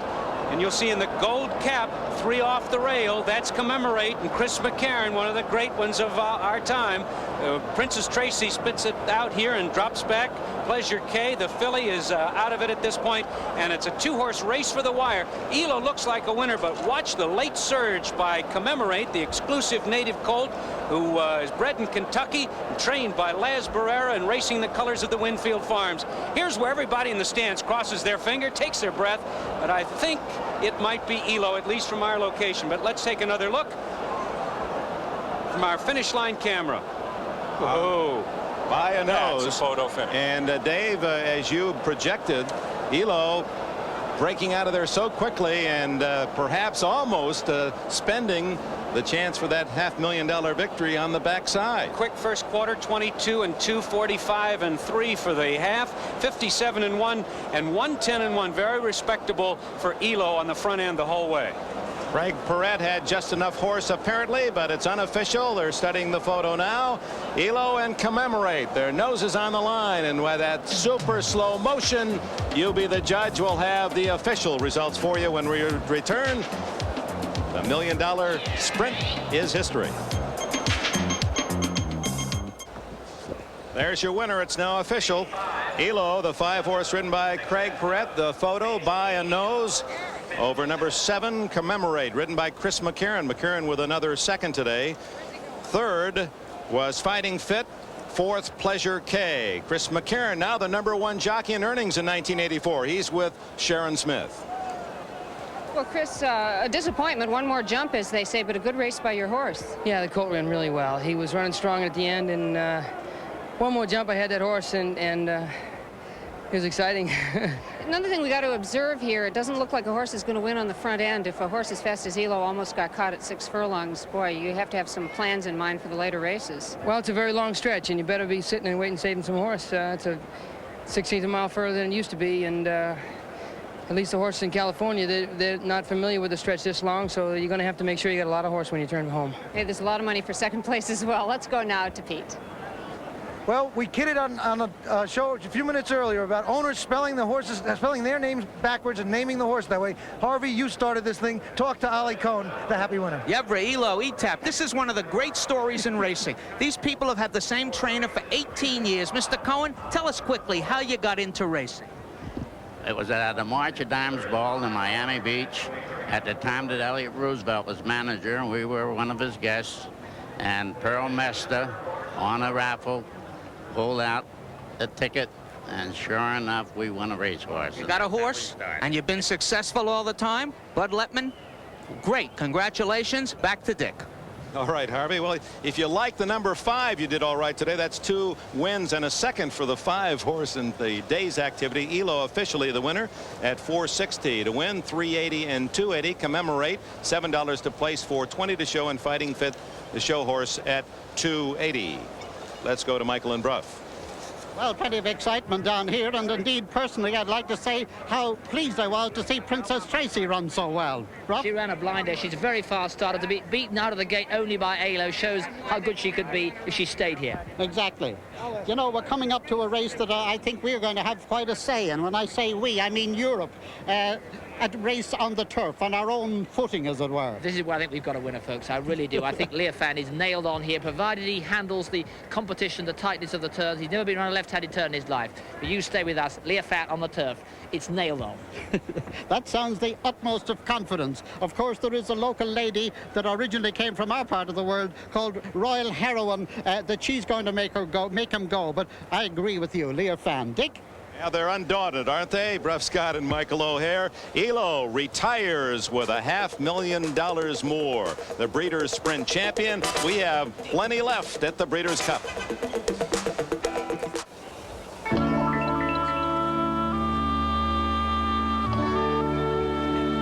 Welcome back to Hollywood Park and our celebration of speed and courage in the thoroughbred on Breeders' Cup Day.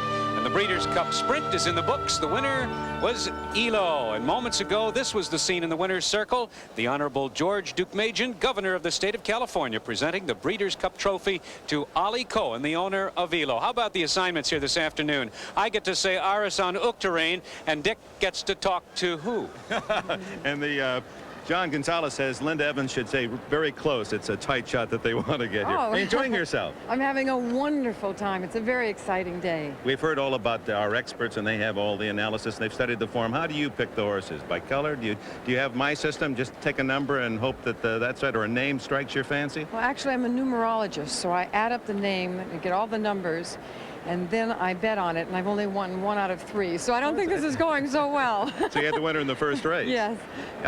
Coming up in this next race, it's interesting because you have a field of 10 and 9 colts, and you have 1 filly in there, Royal Heroine. Would that influence your choice? Well, I've heard she's pretty good, so I don't know. I'd probably, why not stick with the women? Why not? All right. We have a 6-month-old, and we wait till it drools, and if it drools on the right number, that's as good as anything, anything I do. Yeah. Lena, thank you for dropping by. Oh, it's a pleasure to be here. We'd like to have you stay close, but I know you want to get back. Thank you. Bye-bye. Speaking of that filly, Royal Heroine, one of the interesting elements in this field of 9 boys coming up. Dave Johnson liked her in the Arlington Million, as you'll recall, and she did indeed deliver a solid second behind John Henry. 1984 has been a year when several members of the distaff set have stepped center stage to do battle with the males. From the political campaign debate platform to the turf course at Arlington Park, fillies, Geraldine Ferraro and Royal Heroine have been in the spotlight. John Gosden, what's the history of this confrontation of fillies and boys on the racetrack? Well, in the 19th century in England, they used to be pretty indiscriminate about what they raced against each other. You'd have colts and fillies racing together. And then what happened is that you got a very good program and calendar developed for filly racing, particularly in America. And so people could sort of retreat into the shelter of simply races for the girls. Now, what about the post position? In the Arlington Budweiser Million, you were on the rail, post 1. This time, you're way on the outside. Well, we're going from the sublime to the ridiculous, because the inside at Arlington is it comes out of an elbow, and you need to get out of there, otherwise you run into the rail of the main course. So we got the worst draw. Now here you like to be drawn sort of towards the inside because it's a straight run, and we got the outside, so we've got to go a bit further. So I think whoever's drawing these races is not being fair to us. Well, Royal Heroine lost the Arlington Million, and Geraldine Ferraro lost her bid for public office. But Royal Heroine gets another chance today, and I've cast my vote at the mutual window. I'm going with the filly. And there she is, 1A Royal Heroine, a chance at $500,000 for first place today, but in the future carries the promise of millions more as a broodmare. Certainly what we watch and cheer today is often part of a carefully designed and orchestrated program of matchmaking. For all its pastoral beauty, there are some facts you should know about the breeding scene. The gestation period for a horse is 11 months. Every foal is deemed 1 year old when he first reaches January 1. So it's important he isn't born too late into the summer. And when the mare beds down in the foaling box, the miracle of birth has also to be a carefully tended, mercenary matter.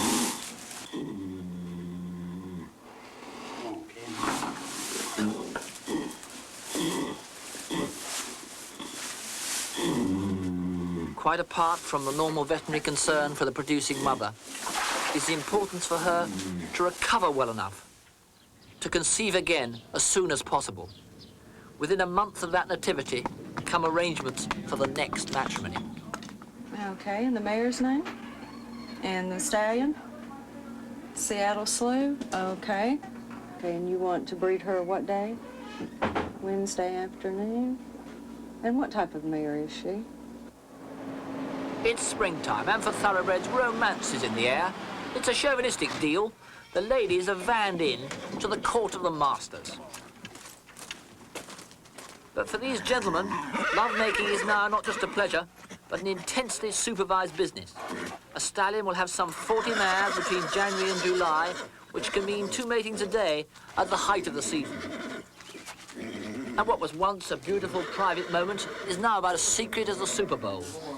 TV monitors record everything, and down in the breeding shed, a whole team of backup men stand by to ensure that these are no haphazard couplings.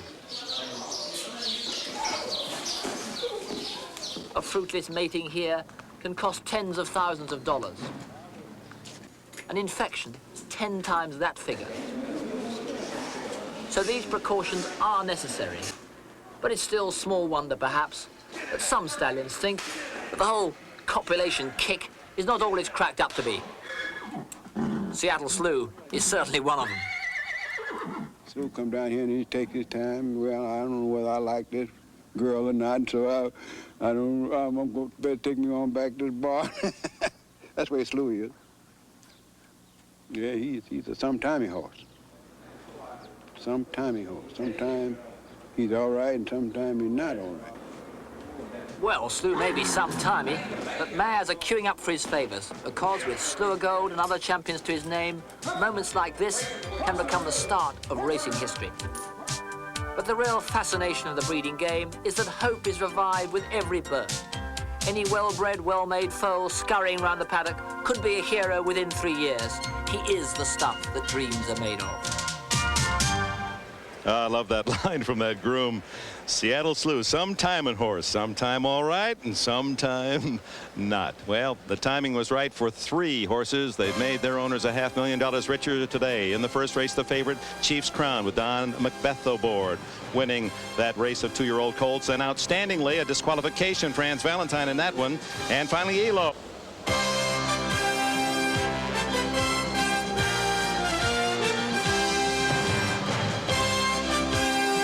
A rare November day in Southern California. We're in Inglewood, California, near the Los Angeles International Airport. You can see the Hollywood sign 15, 18 miles away off in the Hollywood Hills. Coming up, the 4th race on our Breeders' Cup program. The first trip on the turf course today at Hollywood Park. 1 mile the distance, 9 boys, and the filly Royal Heroine. So if you like the ladies, this is Royal Heroine, and no Dave Johnson has an eyebrow lifted as he roots for 1A. Let's go down to Sharon Smith. Well, Dick, the trainer of the Handsome Gray in this field, Kazin, is Jan Nehrud, and your horse coming to the West Coast, but off some superb racing in New York, so he looks like he's ready. Yes, no, he's a very nice horse. His last race, he went a mile on the turf in 33, and he's a pretty good shipper. He's arrived in very good form. And you're looking forward to him doing very well against this really good field. Yeah, well, we've got our fingers crossed, huh? Both fingers and both toes, but he'll give a good account of himself regardless. And we know the turf course is fast. We saw a course record only yesterday, so these outstanding horses should be going awfully fast today. So that is at least one of the good horses in the field for this mile race. So let's go back to Dick right now. Yeah, we've focused upon the jockeys, the fine thoroughbreds racing today, Dave Johnson, but we've ignored the trainers. And, you know, of course, the horses and the jockeys are in the spotlight, and so a little tip of the hat to the guys who make the mare go, the trainers in the morning. And Charlie Whittingham, one of the great ones in our business, the Bald Eagle, who has won so many stakes races out here. And here's two from the East Coast, Laz Barrera with all the birds around him, and Woody Stevens, who's watching Laz, two of the great trainers of our time, and the Iron Man himself, Jack Van Berg, who's won more races than any other trainer in history. He's got his gate dancer shirt on this afternoon. Patrick Biancone, who packed his binoculars and a mare named All Along to come on over here and win our Horse of the Year title last year. And John Hurtler, who's the trainer of Slew of Gold, and the great Joe Canty, the redhead, who can really crank up a horse. And John Gosden. And John, who's a Cambridge economics graduate, worked in land development in Venezuela, come to the United States via England. Fine, fine trainer, fine gentleman here. Well, there was a great party on Thursday night. All the stars were out, and Frank Sinatra provided the entertainment. What a glorious evening that was. There he is, old Blue Eyes himself, Frank Sinatra, studying the form as we go to the fourth race. And here's the parade. And here's #1 Prego, who's an able horse, but he just doesn't like to race. He's very talented, but Bruff Scott told me last night that Pat Ettery just sort of has to pop him up on the line. He gets blinkers for the first time this afternoon, should keep this horse maybe a little bit closer. Here's Royal Heroine, the filly we've talked about. Good in Europe, better as she goes along. She's tough. She's had a foot problem, but she's beaten the boys here on this turf, and she looks great this afternoon. Fernando Toro fits this filly perfectly. And we come now to Tsunami Slew. I understand that's Japanese for typhoon, and getting a little bit out of the post parade. Eddie Delahousie ready to sort of warm up on Tsunami Slew, who won his last race by a nose. Here's Smart and Sharp Steve Neff in for the riding assignment, a winner last out, a 5-year-old, but meeting a pretty tough class here this afternoon. Star Choice is the 4-horse who was a winner of his last 2 starts, carries 126 pounds by In Reality, and certainly can get the job done. And let's take a look at another second after a long layoff, and another one from Bobby Frankel's barn. Here's Night Mover, and Night Mover was second in a tremendous effort last time, just beaten a nose by Tsunami Slew. And again, the jockey is Lafitte Pinkai Jr. Cozine, who has equaled the track record in his last 2 starts and will try and win this Breeders' Cup Mile, sponsored by Michelob. And Cozine with Walter Guerra. Guerra, of course, getting that victory by virtue of the disqualification earlier, and owned by John Nehrud, the heart and the soul of the Breeders' Cup itself. Here's Learfan, a good professional racehorse. This horse was rated higher than Royal Heroine in England. 5 starts and 7 wins with 2 excuses. So, and again today, never raced on a left-handed track, never raced in the counterclockwise motion, but the trainer's been preparing this horse for 2 months on a track, hoping that he'll be able to make that left-hand turn today.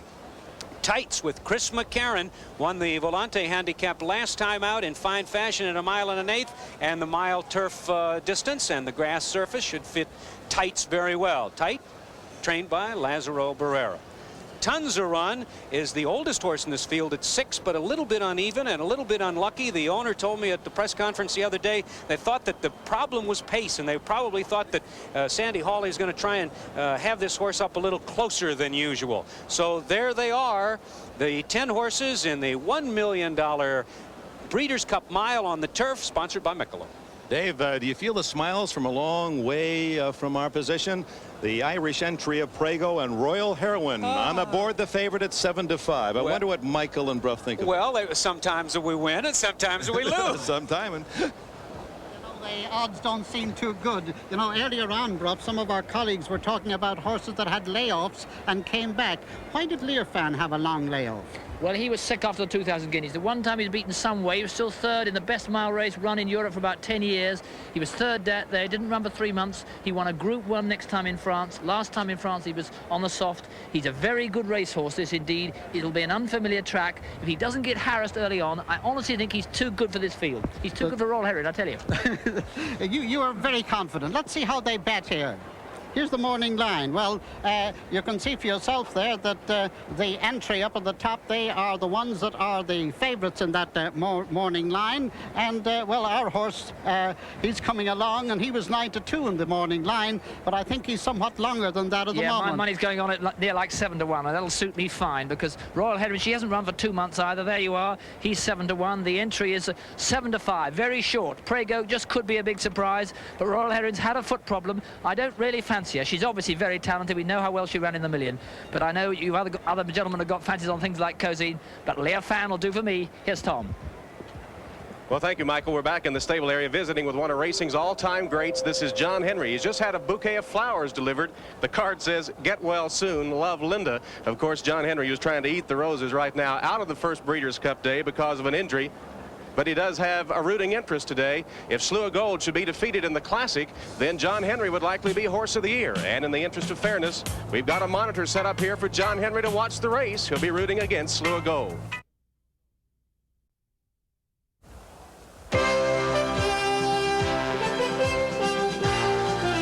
The fourth race of the inaugural Breeders' Cup, the Breeders' Cup Mile, is sponsored by Exceptionally Smooth Michelob.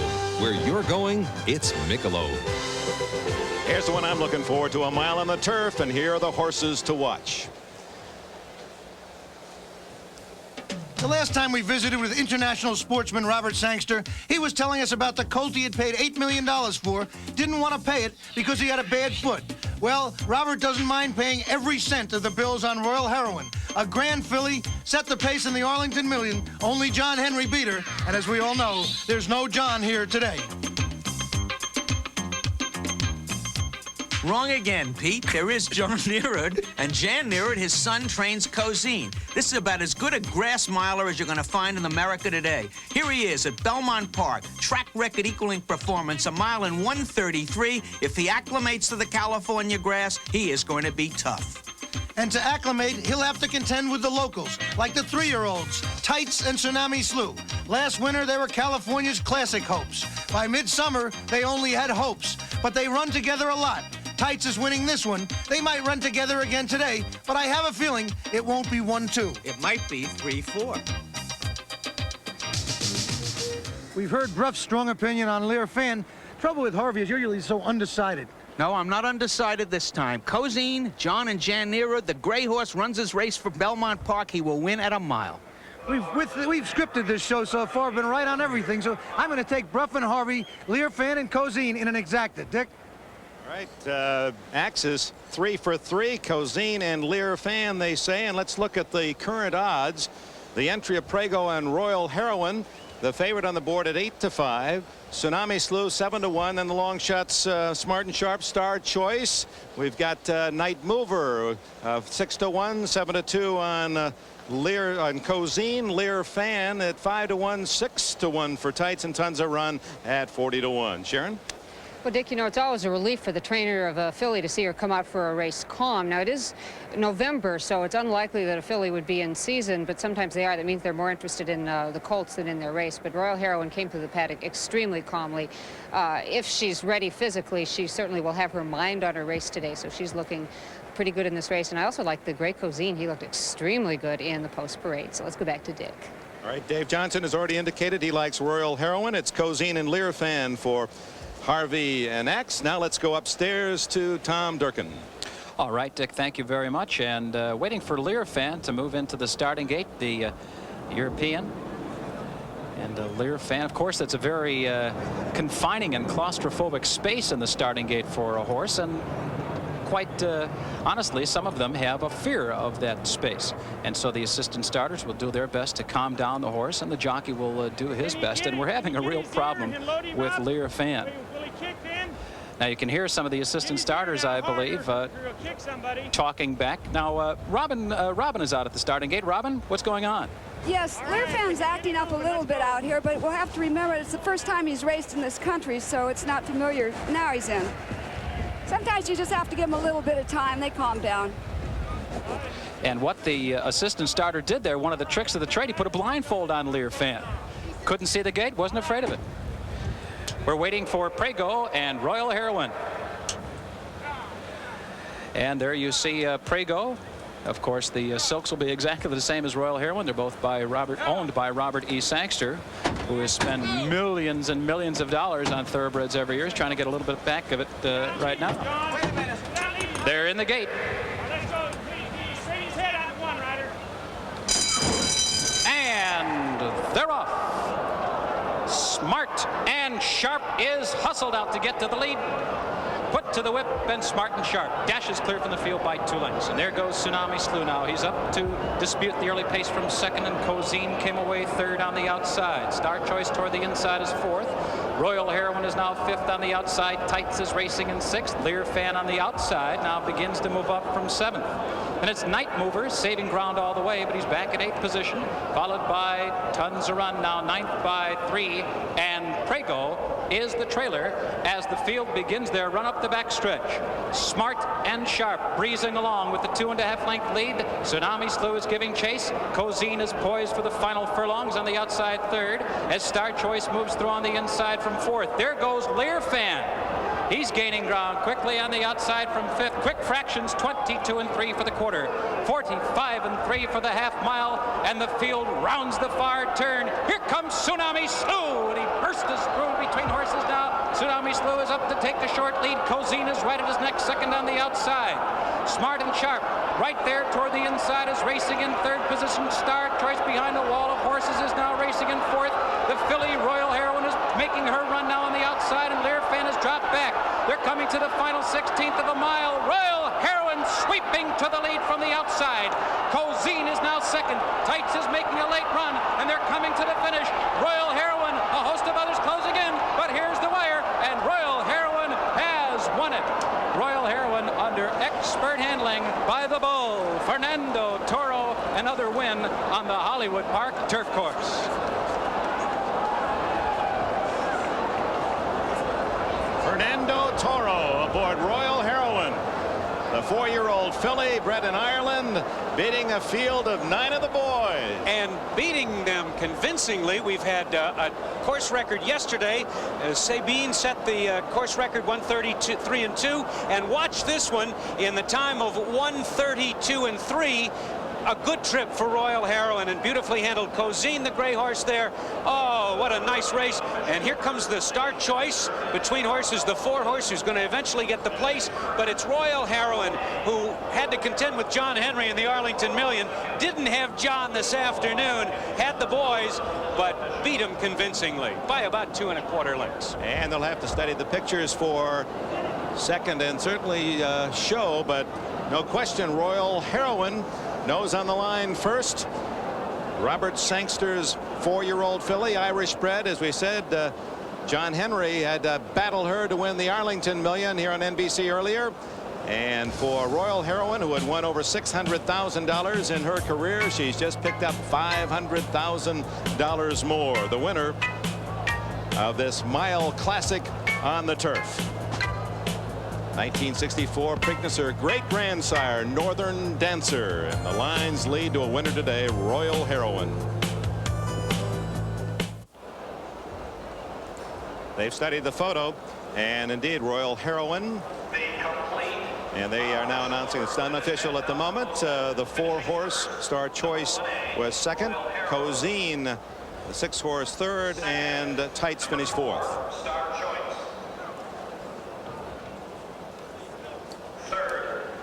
A beautiful start, except for Prego, who got away quite badly. But here's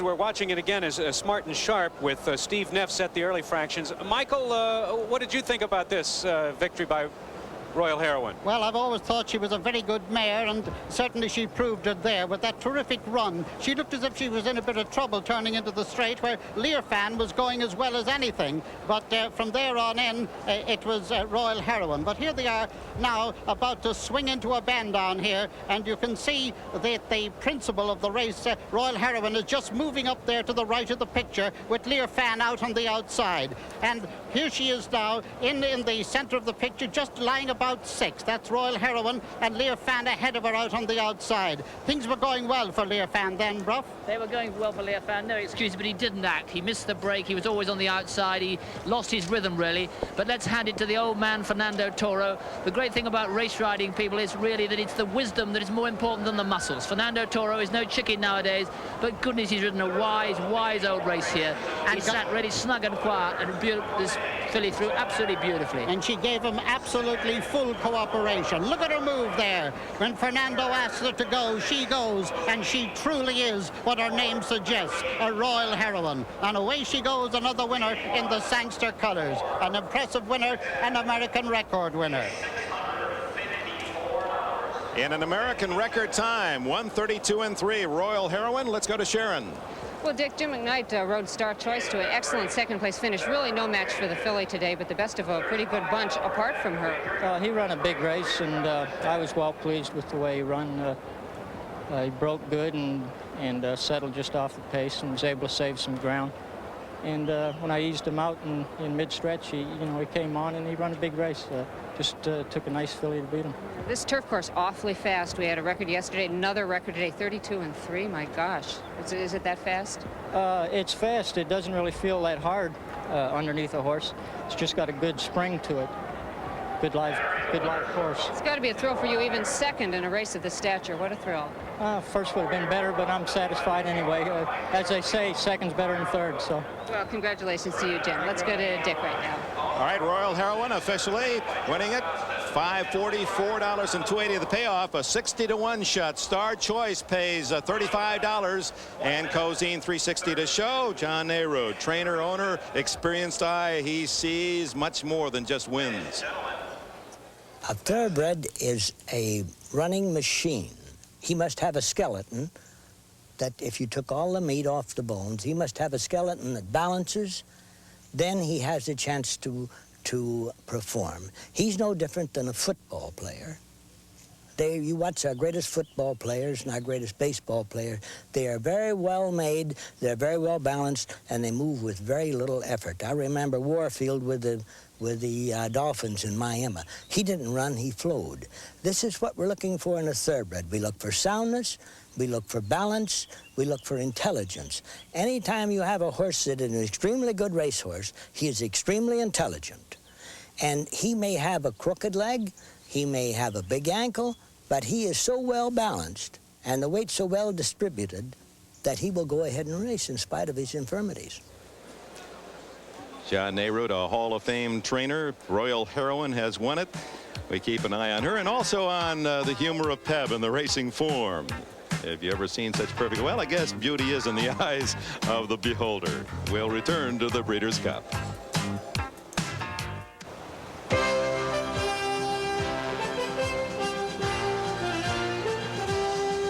Races, $4 million down, 3 races, and $6 more million to go. The Breeders' Cup Mile, won by Royal Heroine moments ago. The scene in the winner's circle, Michael J. Rorty, Executive Vice President of Anheuser-Busch Incorporated, and Brown L. Combs, the second Vice President of the Breeders' Cup, presented the trophy to Robert Sangster, owner of Royal Heroine. With his reaction, let's go to Michael O'Hare.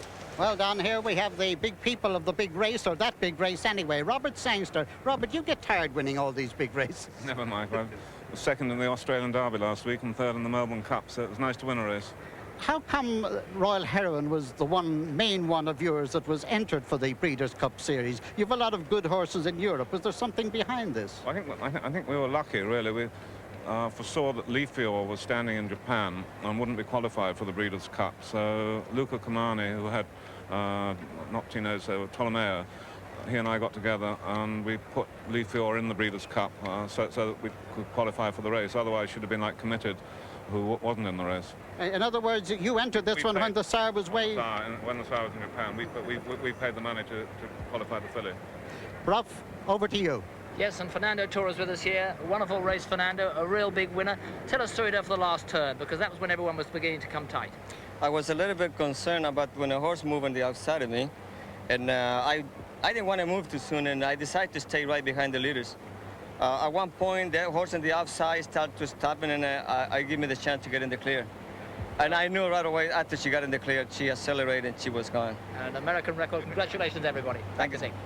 Thank you, gentlemen. Royal Heroine, the winner. This Breeders' Cup is the brainchild of Kentucky horseman John Gaines. It's a remarkable concept, and Mr. Gaines and his associates in racing should be tremendously proud.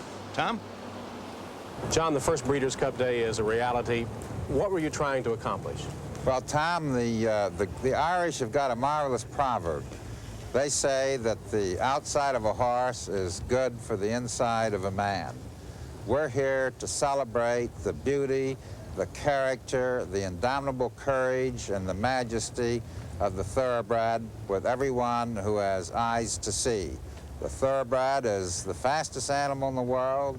He's man's oldest friend on earth, and 10,000 of my fellow breeders have put up their money, their time, their talents, their energies, their convictions for making the Breeders' Cup possible, and I want to thank them, and all of racing wants to thank them for starting a new tradition whereby the sport of kings will also become known as the king of sports. From all of us, bravo, Mr. Gaines. This day is the beginning of a great tradition. The Breeders' Cup hopefully will continue to serve the best interests of racing. Coming to this big day, trainer Wayne Lucas has felt extremes, highs and lows. He lost Lanta Lucy and Saratoga 6, two premier runners, but when he chatted with Pete, the philosophical Lucas helped put racing's extremes in proper perspective. What kind of philosophy do you have to get through the highs and lows that we've been talking about? Well, I think the biggest thing that you got to do is you got to, when you're up there and you're down there and they're throwing the flowers over the horse and everybody's high-fiving it and it's a great day and you've just won one of those grade ones or a Breeders' Cup or a Kentucky Derby, you've got to soak that up and store it away. And then when the bottom hits, it'll not be easy, but I think if you can draw on that and say, look, I've been lucky personally. Wayne Lucas has been lucky. I've lost Lanta Lucy. Now I've lost a good horse in Saratoga 6. But gosh, I've got the Lice Magics, and I've had the Terlinguas and the Altheas and a lot of good horses down through the years, and our whole stable's run well. So I count my blessings every day, knowing that it's a fleeting moment of fame. And when I have the big moments, I store them, and when I have the bad ones, I reach back into the storeroom and pull it back out. Yeah, the colorful Lucas, a former assistant basketball coach at the University of Wisconsin. He'll be saddling Life's Magic and Lucky Lucky Lucky in the upcoming 1 1/4 mile distaff. Lucas, with $4.6 million, leads all trainers in '84. Speaking of millionaires, earlier we featured Seattle Slew, the former Triple Crown winner, and now a sensational sire. Well, here's another Northern Dancer whose outstanding record as a progenitor has raised his stud fee to nearly $750 million. Here comes Big Daddy, or Little Daddy really, because Northern Dancer is not much over 15 hands. But at 23, his reputation has never been higher. He is the stallion that has made the breeding scene into an international jackpot. He started by being the first Canadian horse to win the Kentucky Derby. And although he failed to complete the Triple Crown, he carries his racetrack vitality into the stallion life in a quite remarkable way. And now, 20 years on from Churchill Downs, with people paying as much as $700,000 a mating, the little fella still likes to go to war. When a horse fan comes in to bring a mare to be bred, he thinks every mare is his mare. Fact is, he would get so worked up over about it that we had to change his stall in the stallion barn.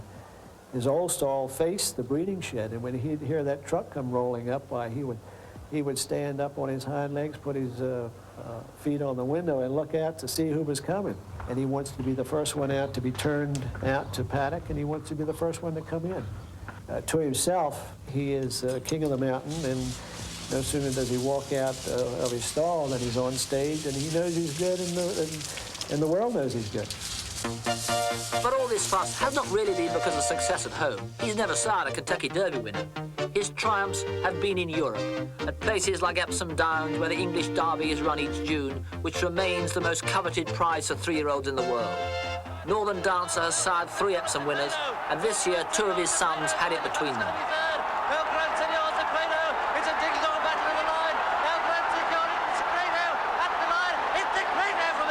Dancers first and second. It's the sort of success that has made the millionaires like the Sheikhs and the Robert Sangster syndicates come here to the yearling sales to pay millions. Sold $10,200,000. $10 million for a yearling, it seems ludicrous, but not always. This is Sharif Dancer. He cost $3 million as a yearling, but by winning this race, put 10 times on his value. It was a touch to challenge even those of the most famous Northern Dancer supporter of all, Robert Sangster.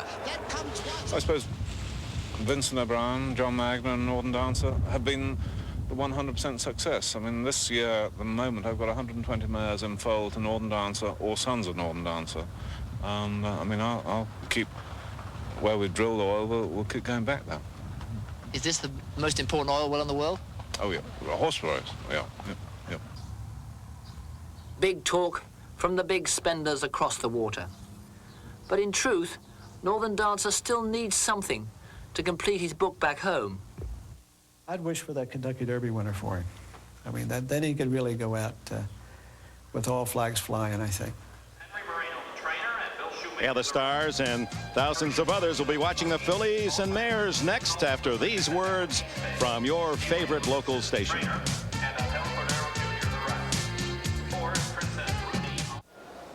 Back at Hollywood Park, the Breeders' Cup Distaff. This is what the Breeders' Cup is all about. Here's number one in this, the fifth race. It's Miss Oceana. She's attained millionaire status. She's been trading victories with Life's Magic all along. We'll see what happens in this definitive contest this afternoon. Salt Spring is the 2-horse, an Argentine-bred horse. Bill Shoemaker gets the riding assignment, but aiming very high here this afternoon with Salt Spring.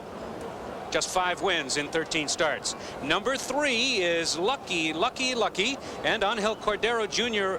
rides. This is one of the bench horses for Wayne Lucas. If one of the other ones is on the shelf, out comes Lucky, and to the winner's circle. Princess Rooney, the only question here is the distance. She has crushed her competition. She has 4 tremendous victories in her last 4 starts. Some people think that she is vulnerable here in this Distaff Cup, which is sponsored by Mobil Oil Corporation. And let's take a look at Life's Magic. This horse is simply sitting on a win again. Had most of September and October off. Bang-up victory in the Beldame, coming back to competition, and it's jockey Jorge Velasquez. Watch for Life's Magic to be sort of in the middle of the pack and to make that big run again. Next in line is Comedy Act, who tackles the very best here this afternoon. Been racing on the turf, but she can take her act anywhere, and Sandy Hawley is the competent rider. And completing the field is the Laz Barrera-trained Adored in the famous silks of Mrs. Ethel D. Jacobs, and carrying 123 pounds. Adored was 3rd behind Heatherton last out, and won the time before that in stakes competition at Saratoga. And on the morning line, Dan, the bettors like the 4-horse Princess Rooney. 1-2 on the board at the moment. Let's see what Jack Klugman thinks about that. Pete?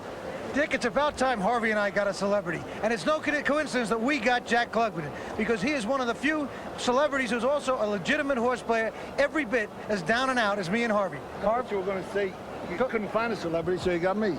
The only guy in South Philadelphia when you're young, the only difference now is you can bet a few bucks more. That's right. I don't have to worry about losing. Not case money anymore. I don't have loan sharks chasing me anymore. Tell the world, horse players never needed psychiatry. Absolutely not. They say that craziness comes from repressed anger. You holler at the horse, you holler at the jock, and you don't need anybody to holler about it. You know, look at this, I can't get a break. You yell at the world, at God, at the devil, at everybody. That's what it is. It's a form of that. 4 hours. So tired. You're too tired and too broke to be crazy. Do you walk home? Well, I used to walk home. I used to give myself a dime to get home in New York, to get that subway. I used to get, when it was a nickel and 2 cents, a penny for the peanuts and a penny for the chocolate, and mix it out and have a peanut chip. Pete and I used to go to phone booths hoping somebody left a dime in there. Back to Dick. Next, a mile and a quarter run on the dirt. $1 million for the girls, 3 years or older. The odds, Dave? Yeah, let's take a look, especially checking the odds for the 2 rivals, Miss Oceana and Life's Magic. Miss Oceana, 14-1. Boy, that's too high. Salt Spring is at 20. Lucky at 17. Princess Rooney, prohibitive favorite at 1-2. You bet 2. You win 1, you get 3 back. 5 horses, Life's Magic at 4. Comedy Act 35, and Adored is 4-1. That's the odds for this distaff.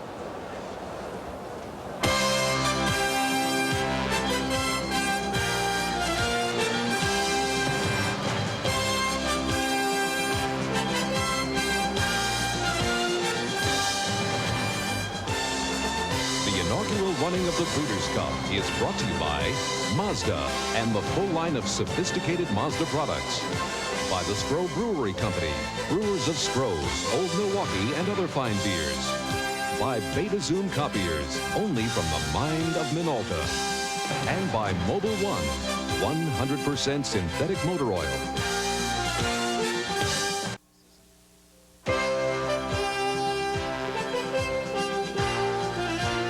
The fifth race of the inaugural Breeders' Cup, the Breeders' Cup Distaff, is sponsored by Mobil 1, 100% synthetic motor oil. Welcome back to the Breeders' Cup at Hollywood Park. 50,000 or more on hand, including some of the biggest names in show business. And Elizabeth Taylor, you're ready to study the next race. We've got the ladies running. Your choice. Life's Magic. Why did you pick the number 5 horse, Gene Klein's filly? It's kind of wonderfully ironic, I think. Looking, you know, later Edwin Newman is going to do a marvelous film piece on the movies that have featured thoroughbred racing, and of course immediately comes to mind, and part of that will be National Velvet. I heard that. That was fun to do. And Mickey Rooney, I guess that he became the star of all those films. I'm Princess Rooney too, because of Mickey Rooney. Oh, that's right. That is a good hunchman. Princess Rooney and Life's Magic. You heard it right from the source. Let's go to the next race. David, thank you. Time in 2 minutes. Well, this is intense competition here. It is the Distaff Summit meeting of 1984. Tremendous rivalries, and let's take a look at the key horses in this contest. The fillies and mares may just be the most exciting field of the entire day. Two great rivalries. Take the 4-year-olds. My old friend Princess Rooney. And Las Barreras Adored. Always tough out here in California. I used to love Princess Rooney in Florida as a 2-year-old. Now she's just as good at 4 out in California, but I forgot it this day. There's Adored on the inside. I bet her in the exacta over the Princess. Harvey, it happened to me again. Forgetting was expensive. What about this one, Life's Magic? Wayne Lucas, you think he's going to be shut out here? He's got this one. She's been running all year against Miss Oceana. These two fillies know each other so well, they sometimes chat on the way to the post. And people think of Wayne as a strictly California trainer. He's got a powerful New York string now with son Jeff. This is the strongest in the string. When Woody Stevens trains a filly, she means business. Miss Oceana's here. We may not like her, but the Woodman didn't fly across the country to get the free drinks. She had a poor workout the other morning, was the talk of the backstretch. But as you say, when the Woodman's around, somebody usually gets chopped. All 4 of them have something in common with us. Always in the money. Harv? Okay, the picks here. Harv and I have both come to a consensus of Life's Magic. And Klugman liked Adored and was delighted to hear we like Life's Magic. We're happier. I'm happier myself to be on Liz Taylor's side. Stick with Life's Magic. Dick? That's right. I think they were listening in. How about you, Dave Johnson? How could I go against Life's Magic now with Axe and Elizabeth and Harvey? I got to take it too. And Princess Rooney, of course, the favorite of those who are making their wagers now at 3-5. The 4-horse Princess Rooney, Miss Oceana 11-1, Salt Spring 25-1. Another good price on Lucky Lucky Lucky at 21-1. There's your favorite, Princess Rooney. Life's Magic, the second choice at 7-2, along with Adored, the bottom horse, 7-2, and Comedy Act at 40-1. They'll be running a 1.25 miles for another $1 million purse. Let's go to Tom Durkin. And this is Tom Hammond in the stable area, Dick, and no one has picked Princess Rooney, but trainer Neil Drysdale pointed out to us before he went to the paddock that in her last race, the Spinster Stakes at 1 1/8 miles, she ran the last 1/8 of a mile in 12 seconds flat. She ran the last 1/8 faster than she ran the first 1/8, and that means the 1.25 miles distance probably will be to her liking today. I'll take Princess Rooney. Let's go upstairs now for the call of the race, and here's Tom Durkin. Waiting for 2 more, waiting for Comedy Act and Adored. They're in the gate. And they're off. Princess Rooney is out fast, and Lucky Lucky Lucky is also right there for the early lead. Comedy Act, and farthest out from the rail, it's Adored. So 4 of them will vie for the lead as they race for the turn. Closest to the rail, it's Lucky Lucky Lucky, and Princess Rooney is moving right with her. Adored is 3 wide as they race into the turn. Comedy Act angles to the inside now. She's 4th by 2.5 lengths, and Life's Magic is 5th on the outside. Salt Spring toward the rail is racing in 6th, and the early trailer is Miss Oceana as the field moves round the turn. The first quarter went in 23-3. Lucky Lucky Lucky is prompted by Princess Rooney on the outside, but they're both in no hurry yet. And they're stalked by Adored on the outside, third by 2.5 lengths. And Comedy Act has settled into fourth. Then farther back, Life Magic racing in fifth, Salt Spring, and Miss Oceana, 47-1. It's a comfortable pace as they continue up the backstretch. Now Princess Rooney is edging to the front. Lucky, Lucky, Lucky won't give up the lead. Those two hooked up early, and they're still going at it. And the tempo quickens as the field heads for the far turn. Lucky, Lucky, Lucky holding the lead by a neck. Princess Rooney right at her neck, second by 2.5 lengths. Then farther back on the outside, Adored now, and she's put to a hard drive in third. Comedy Act toward the inside is fourth. And here comes Life's Magic now, and she's making her move for the lead. But they're midway around the turn, and Princess Rooney has a head in front. Lucky, Lucky, Lucky is staying right with her. She's not through yet. Then farther back, it's Adored who swings to the outside third. And Life's Magic is set down for the stretch drive. But it is Princess Rooney who comes to the final furlong with a 2.5 length lead. Princess Rooney, Eddie Delahousse now goes to the whip. She's in front by 3 lengths. And then it's Life's Magic now second down the inside. Farther back, Adored is third. And they're coming to the final 16th. Princess Rooney in a romp. Here is the champion. Here's the wire. Princess Rooney, an absolute runaway winner. And jockey Eddie Delahousse brandishes his whip in a salute of victory. This is the best filly in the land, Princess Rooney. An awesome performance this afternoon. No question about it. Princess Rooney galloping home. This horse was never even asked to run until she came to the 8th pole. The fractions were quite slow early. They were really walking 23-3 and 47-1. At the head of the stretch, it looked like Life's Magic might have a shot, but when Eddie Delahousse asked the Princess to run, just forget it. She accelerated beyond belief. The final time was 2 minutes 2 2/5 seconds. Let's watch the action through the stretch. It's Lucky, Lucky, Lucky on the inside in the white blinkers. She had put up a game fight, too. She had slowed down the pace with Cordero aboard, trying to maybe steal it just a little bit. On the outside there, though, Delahousse has never asked his filly to run. Life's Magic is third, and I guess Velasquez is trying to decide whether to go inside or outside. It didn't make any difference at all. Adored did not have any speed at this point, and it's simply a coast home, a walk in the park for Princess Rooney, the gray filly by Verbatim. No contest here. I don't care what finish line they use. Princess Rooney is home in front. She's home to the Eclipse Award. And as Tom said, that's a real champion. So Princess Rooney notches her 5th straight victory and locks up the Eclipse Award. In the money now 20 out of 21 times, named after Paula Tucker, the owner's daughter. 13-year-old Jamie, known, her nickname around the house is Princess, around family company, and Princess Rooney has won it. The number 5 horse, Life's Magic, is second, Adored third, and Comedy Act closes fourth. Princess Rooney, the Bloodlines, the owner Paula Tucker, Parish Hill Farm, $500,000 for the victory. Princess Rooney, sired by Verbatim, the Gotham Stakes winner in 1968. She was purchased for $38,000 as a Kentucky yearling.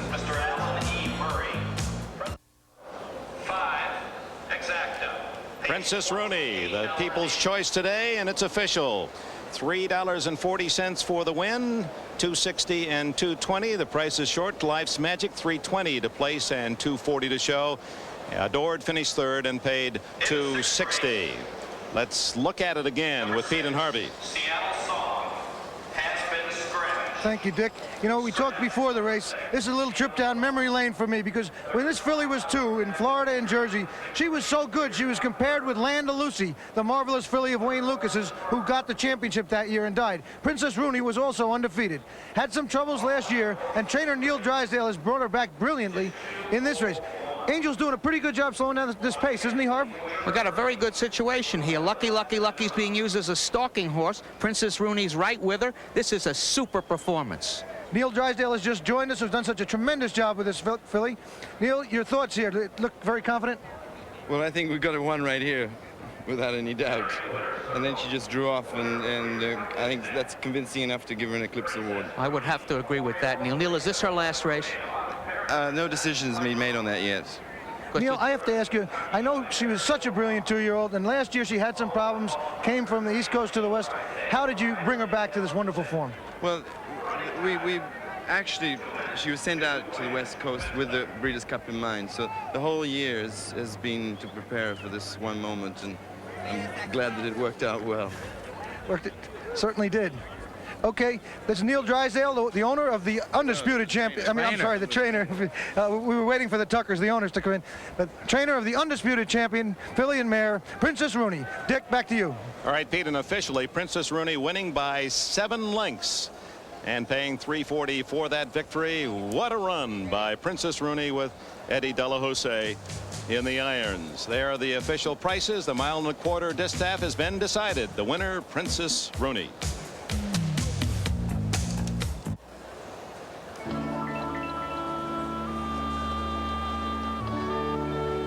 Welcome back to the Breeders' Cup at Hollywood Park. The $2 million Breeders' Cup Turf race coming up, and Princess Rooney has just won the Breeders' Cup distaff. Moments ago, this was the scene in the winner's circle. Alan E. Murray, president of the Mogul Corporation, and John Nehru, chairman of the marketing committee of the Breeders' Cup, presented the trophy to Paula Tucker, owner of Princess Rooney. And Dave Johnson, many ways, the activity today and the results today have well determined Horse of the Year honors in many categories. It's turned out to be very definitive in certainly many categories. Elo's wrapped up Sprinter of the Year. The 2-year-old picture is now quite clear with Chief's Crown right at the top. And on the distaff side, we've had 3 straight winners who are probably going to get Eclipse Awards. We're talking about Royal Heroine for being the grass filly or mare, and of course Princess Rooney. And Life's Magic, by finishing second in that last race, will probably get 3-year-old filly of the year. And we've also been monitoring the race between the 3 top jockeys in earnings, and this is updated after 5 races today.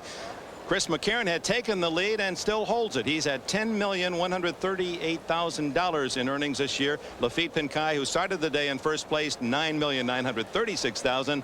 Angel Cordero at $9.4 million. But don't forget, we have $1 million to the winner coming up in this race, and then $1.5 million to first place in the featured 7th race. So it's still wide open. Let's go to Michael O'Hare.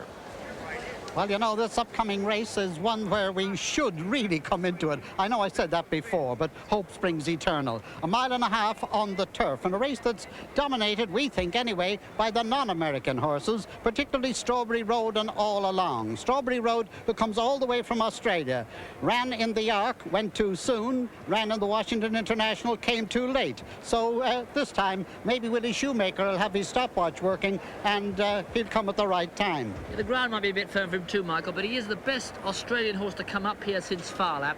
The other deal about him, and indeed about All Along, it's not so much that they're not used to this sort of rhythm of racing like Leofar in the last turf race, but really they might just be travel weary, because All Along has been all over the place. She went from France to New York, back to France, back to Canada, then to New York, back over here. They've been all over the place, and she just might be leg weary, so might be Strawberry Road. But if they're on their form, they'll be first and second. Back to Dick.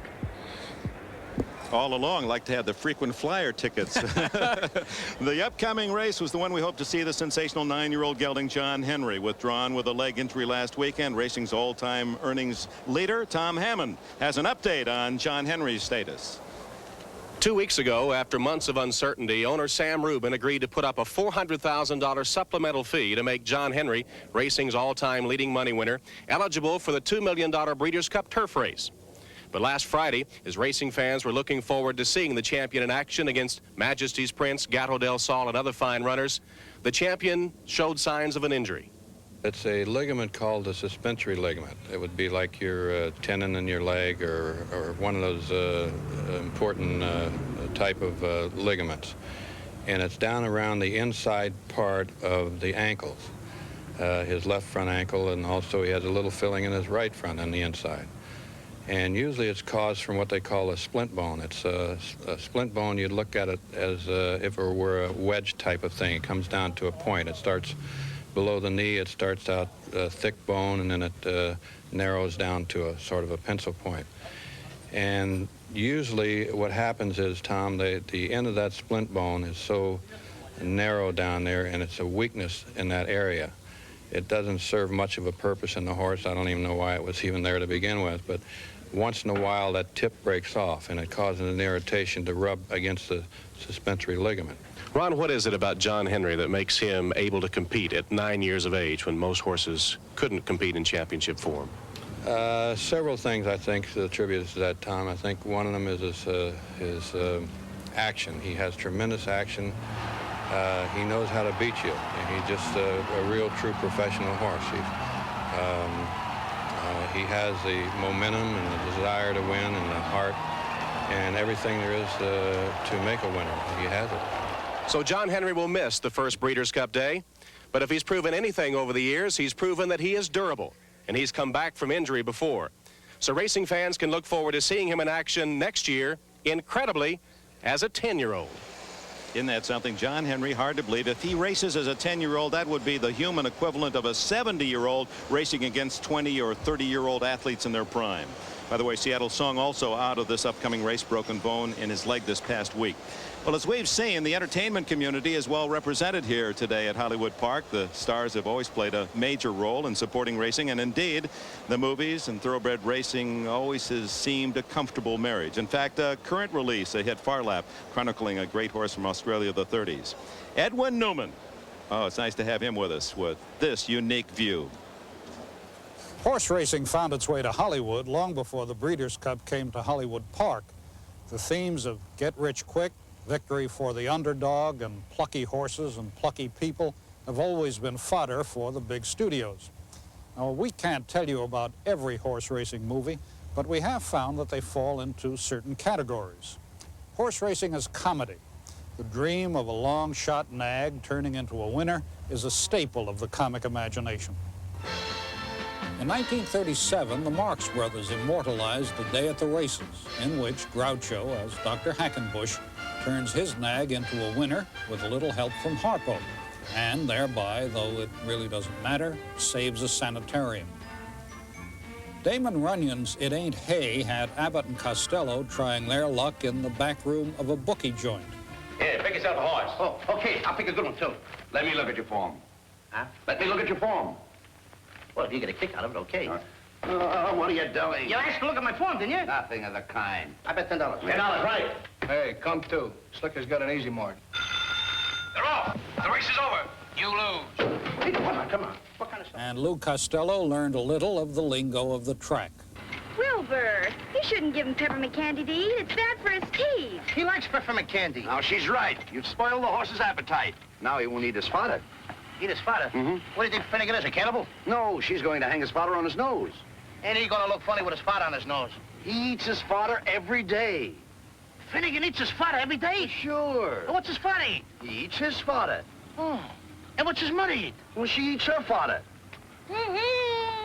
Category 2, Mickey Rooney movies. Because he was short, Mickey Rooney got a lot of jockey roles. In 1944, he was a reluctant rider in National Velvet. Why don't you ride him, Mai? You want to know why? I'll tell you why if you want to know. It's been going around in my mind all night. No. Yes, I'll tell you. I was a jockey. I rode at Manchester one fine day. There was 3 of us going for the final jump together. And I saw a chance to win the race, and I took it. It was me that did it. And there was a tangle of reins, jockeys.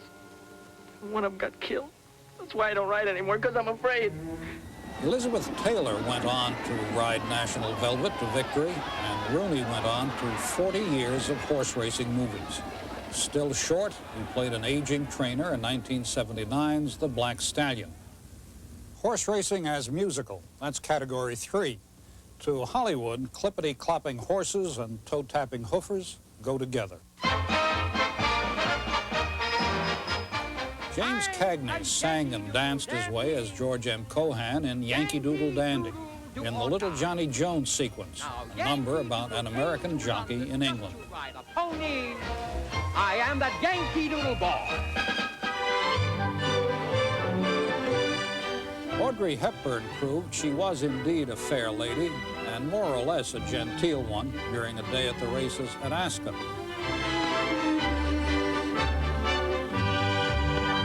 And in Guys and Dolls, Stubby K tries to sell a horse that sure can do. I got the horse right here, the name is Paul Revere, and here's a guy that says if the weather's clear, can do, this guy says the horse can do. Using all we've learned from Hollywood, I happen to have a horse right here myself. It's a filly that had a romp last time out, so next time out she may be the chalk horse, unless the track is cuppy. The clockers say she's been looking good lately, but she may be a morning glory, especially if the jockey gives her a snug hold, which could use her up. But we're used up too. So long.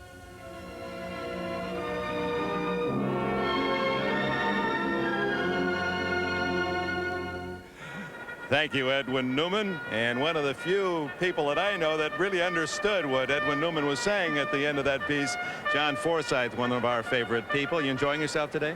Well, I think this is the most extraordinary day in the whole history of racing. And for me, having been in on the right from practically the inception, I think it's a fantastic experience. What attracts you to the thoroughbred animal? Well, first of all, the horse itself is such a magnificent animal. Are coming on the track for the sixth Noble, beautiful, courageous. Second of all, racing itself is such a wonderful thing. It's such a release for me to be able to leave my business, which is, as you know, stressful, and to come out here and wager a couple of bucks on a race like this and root at home, and then to breed the horses and get them on the racetrack. Well, that's like having children and seeing them in the Olympics, you know. I was peeking here, just in case you're wondering. He likes the Bill Shoemaker mount, Strawberry Road, number 4 in the next race. Thank you, John. Are we going to lose you now? No, we're going back to work. We need you in football. Right after these words from your local station. Thank you, John.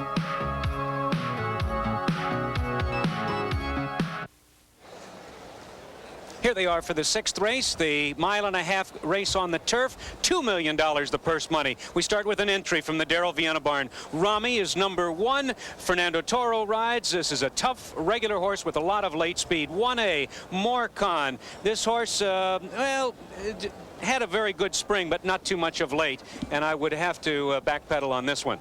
And that's Chris McCarron aboard, though. Alpha Betum is a possible long shot, a horse that was ranked last out, forced the pace, but watch for this horse not to be so close up today. Greville Starkey rides. Number 3, Lashkare, a winner by 5 lengths last out. Yves Saint-Martin in from France for the riding assignment. Won by 5, by the way, in it was a big race last out. Brilliant in France earlier this year. Here's Strawberry Road. That's Bill Shoemaker sitting atop, and putting Shoemaker on this horse is like giving him a head start. This is like a modern-day Far Lap, a real good horse, professional racehorse. Here's Persian Tiara, maybe a bit of a hunch play here because this race is sponsored by De Beers Consolidated Mines. So if that's a Diamond Tiara, maybe you want to put it on the long shot Persian Tiara. Maybe you want to put it on the favorite. In any event, this horse won by 3 lengths with Eddie Maple, but that was on a lesser circuit. Much tougher competition here today.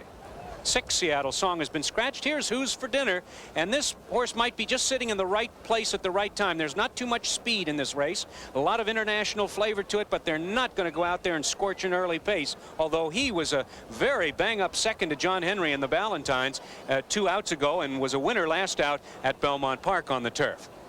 Here's All Along. It's the last time you're going to see her on the track. It's her last race. Now, she was sweaty in the paddock at Canada. She doesn't look to be in any bad shape at all here. She was Horse of the Year last year. A lot of questions asked of her. She's been asked a lot, but she's always come through.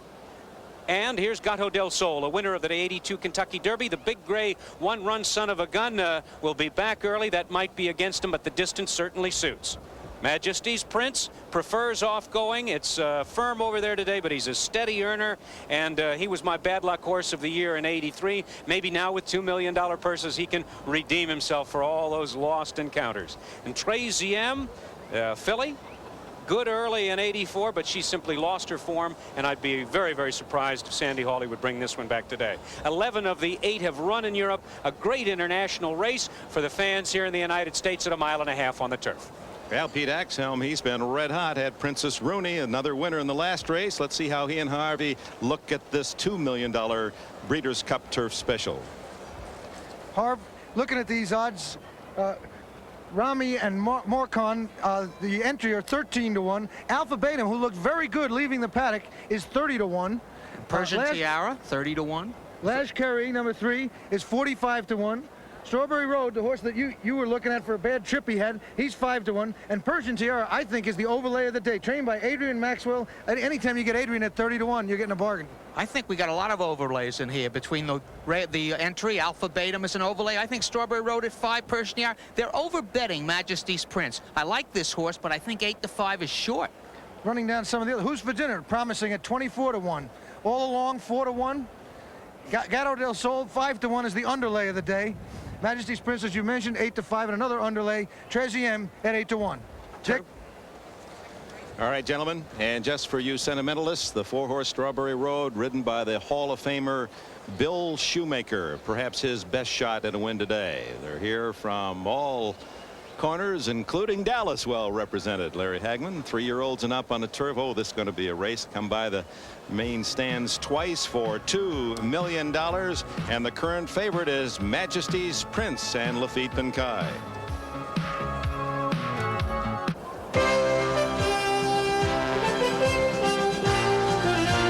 The 6th race of the inaugural Breeders' Cup, the Breeders' Cup Turf, is sponsored by De Beers, the name that stands for diamonds, the perfect gift for any occasion. A diamond is forever.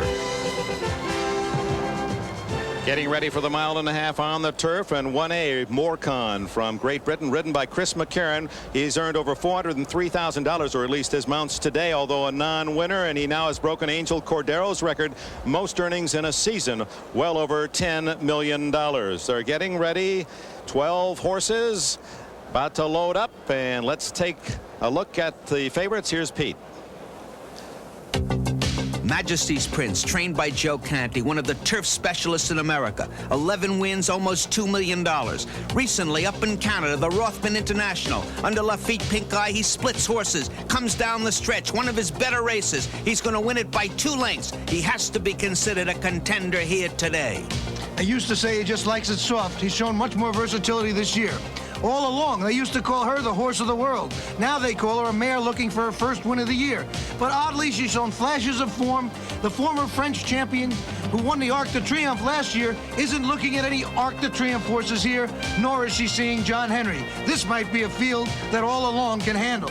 And for fans of jockey switches, how would you like young Walter Swinburne to Angel Cordero? And speaking of jockey switches, here's a horse from Australia with the right credentials. He ran in the DC International with his jockey from there, G. Moore. You'll see him in green now, coming out of the pack to finish 3rd. They say he had all the trouble on the backstretch. He's going to run 3rd here. He's getting a jockey switch, too. You may have heard of him, Bill Shoemaker. Because of the international flavor of this race, we brought the whole cast in here. I think it's only fair to start with Bruff. After all, he loved Learfan.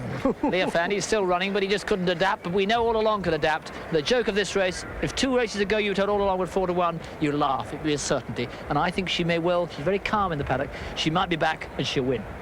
Well, Strawberry Road was the one that I fancied All Along, but I agree with you. All Along looks terrific. I go along still with Strawberry Road, but if there's a long shot, Persian Tiara. I'm going to go with Strawberry Road because of the jockey switch, the rough trip, and because Bill Shoemaker's been riding winners as long as I've been picking losers. And Bill Shoemaker is a very old rider. I like All Along on top, but as I mentioned when we were looking over the odds, Persian Tiara is a very, very tempting long shot. Dick? All right, Pete, and All Along at 7-2, not a bad price. Surprisingly, the 10-horse Majesty's Prince at 8-5 is the current favorite, Dave. And quite low. I guess with Pinkai here and that big win up in Canada, maybe they don't know that he doesn't run as fast on a harder racetrack. And that second price on All Along, the second favorite, is a good one. I also like Strawberry Road at 5, but let's check them all. Rami and Morecon at 13, Alpha Beta at 25, Lashkari is at 50, Strawberry Road holds at 5. Persian Tiara, big 25-1. Seattle Song, the 6, has been scratched. Who's for dinner? Big price 22. All Along is 3-1. Gato del Sol, watch for him to be running late. He's at 6. The 8-5, maybe false favorite, is Majesty's Prince, and Treziem at 12. Let's go to Sharon Smith. Well, Tom Hammond has now joined me, and I noticed in the paddock, just as Dave mentioned in the post-parade, that all along looks like a different horse than the horse we saw in New York in the Turf Classic earlier this year. And Tom, you've been talking to her trainer. Patrick Bianco, the trainer of All Along, said she's had an excuse each time this year. Her first out of the year was in the Turf Classic. She didn't run very well, but it was her first race after almost a year's layoff. In the Arc de Triomphe, she didn't like the soft going of the turf there, and he says she simply got a bad ride in her last outing. He's got Angel Cordero on today. He said he'll judge the pace and decide where to place her, either back in the pack or up close to the lead, and he thinks he's got an excellent chance. Well, she looks great. Let's go back now to Dick. All right, Tom and Sharon. Here's the 5-horse Persian Tiara, 25 to 1. And when we talk about the total value of the horses that we're seeing today, Dave Johnson, I know you did some homework. Well, get out your checkbook. We talked to Ed McGrath, the insurer of some of the world's greatest thoroughbreds, and he valued all the horses on today's Breeders' Cup card at $202 million. Now, in this one, he puts an $18 million price tag on the field. In the next race, in the 7th race, an $80 million price tag. What's happening over there on the turf course right near the starting gate? Robin Smith, are you there? They're just checking a little equipment on the 5-horse. Probably maybe a loose halter or something. They'll fix it. And all the horses out here look in pretty good shape.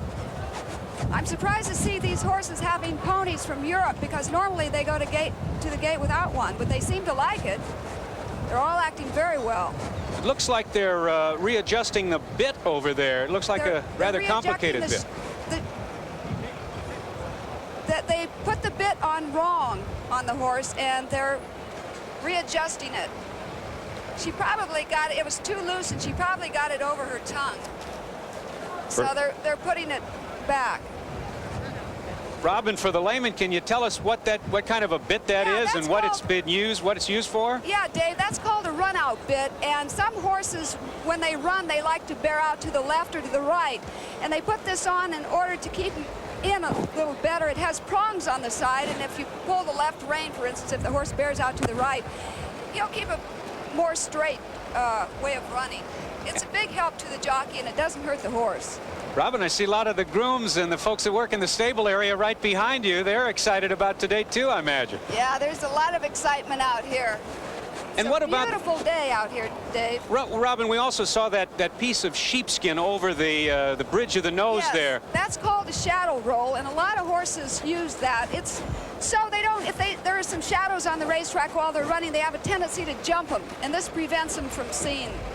And now another question, Robin, with a delay for Princess Tiara, how does that affect the rest of the field? Well, it's not good. Every horse seems to be acting pretty well. They have someone at their head at all times, but it's really better if everything goes according to the rules out here, and they go in the gate when they're supposed to, 1, 2, 3, 4, 5, etc. Well, but they're all acting well now, and they're starting. With a rider's eye, then, if you were to pick one out of this field for $2 million, what would be your choice? Well, I talked to Shoemaker earlier, and he seems to be very high on his horse, and he's such a good judge of horseflesh that I think I'll go with him. I think Gata del Sol, you know, he's the horse that won the Kentucky Derby, and he really hasn't won anything equivalent to that since, and I wouldn't be surprised. He looks awfully good. If he's been threatening to win, and he has a good shot out here, too. Actually, all the horses look very, very good. They should be loading Strawberry Road, and we'd all might be a bit guilty of rooting for Bill Shoemaker, the all-time winningest jockey. 8,405 wins, 906 stakes, 201 100 granders for Shoemaker, who's on number 4 Strawberry Road. Here's Tom Durkin. All right, thank you very much, Dick Enberg. Who's for dinner? Moving into the starting gate. Going off at a long price here this afternoon. Alpha Betum, the number 2 horse, who should have been loaded first, is circling behind the gate now. They'll probably load that one with just 1 or 2 horses to go in the gate. He may be a bad actor of sorts. All Along is in, and there goes Morcon. And the big gray former Kentucky Derby winner, I guess he still is a Kentucky Derby winner, Gato del Sol. He's behind the starting gate. Majesty's Prince and Traziem as well. Majesty's Prince, a horse, the book on this one is that he likes a soft course. This is one of the hardest turf courses on the North American continent, and he will be really tested on this course today. Now we've got 2 back, waiting for Alpha Betum and Traziem. We can expect Alpha Beta to be out quickly. Now Trazium is in. They're in the gate. Hey, look at John, go ahead. Y'all wait on you. Relax, boys. Just relax on these horses. I'll let you know something. There's some problem out on the gate. I could hear the starter say, boys, relax. There was some problem. Now the outrider is going up the turf course, and there's an individual on the track about 1/8 of a mile from the finish. He's shooing him off. I don't know what that joker is doing out there. Now he's off the track. I guess we're ready for a start. Waiting for the start. Now the turf course is clear. We should be ready for a start. Starter Tucker Slender here at Hollywood Park. He says, all right, boys, let's go. Looks like we're ready to go. And the Breeders' Turf. And they're off. And Trazium shows first. And there goes Strawberry Road. Strawberry Road now is up to take the early lead. Trazium came away second on the outside. Who's for Dinner is racing in third. Morcon between horses fourth. Alpha Beta came away a close fifth toward the inside. Lashkari is now racing sixth. All along is seventh, and Majesty's Prince is eighth on the outside. He's just about 5 lengths off the lead. Persian Tierra is ninth and beginning to move through toward the inside. The early trailers are Gato del Sol and Rami as they round the turn for the first time. Strawberry Road breezing along with the lead by 1.5 lengths. Here comes Morcon now up to dispute the pace from the outside. Alpha Beta is tucked in along the rail in third position. Who's for Dinner angles to the outside fourth. Trazium under a snug hold now fifth. All Along is also in hand, and Cheese moves through between horses from sixth.